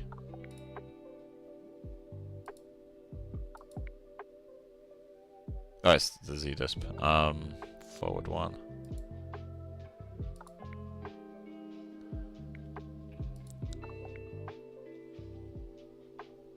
Yeah, I think it's just one UDIM of 4K. Yeah, so you're not going to get a full amount of detail from that.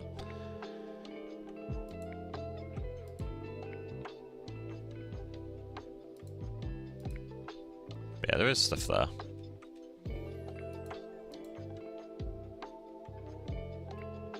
Missing from her neck, though. What I might end up doing is a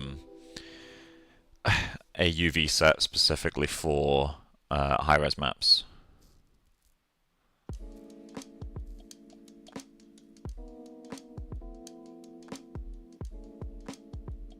I'm going to have to ask about realistic texturing process. Yeah, sure, man. I mean, realistic texturing and stylized texturing are fundamentally the same. It's still textures, like the maps you create is still going to be the same maps. You're still going to do color, spec, all that stuff. It's just the amount you use projections changes. When you're doing realistic stuff, you want to project actual photos as frequently as you can. Not all the time, but frequently.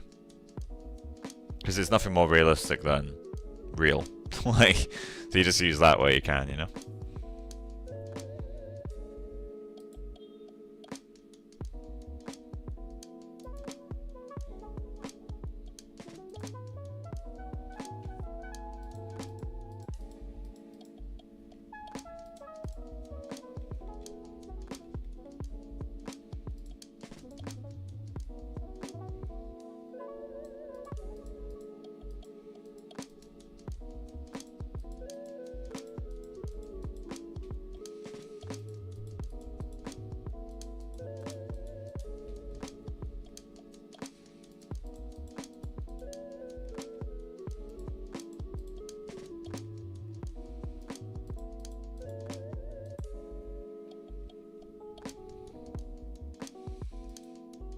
So the increased resolution has actually kind of done something I don't like.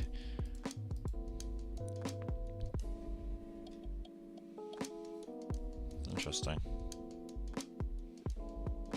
I need the bumps and the wrinkles to be more defined than the threads.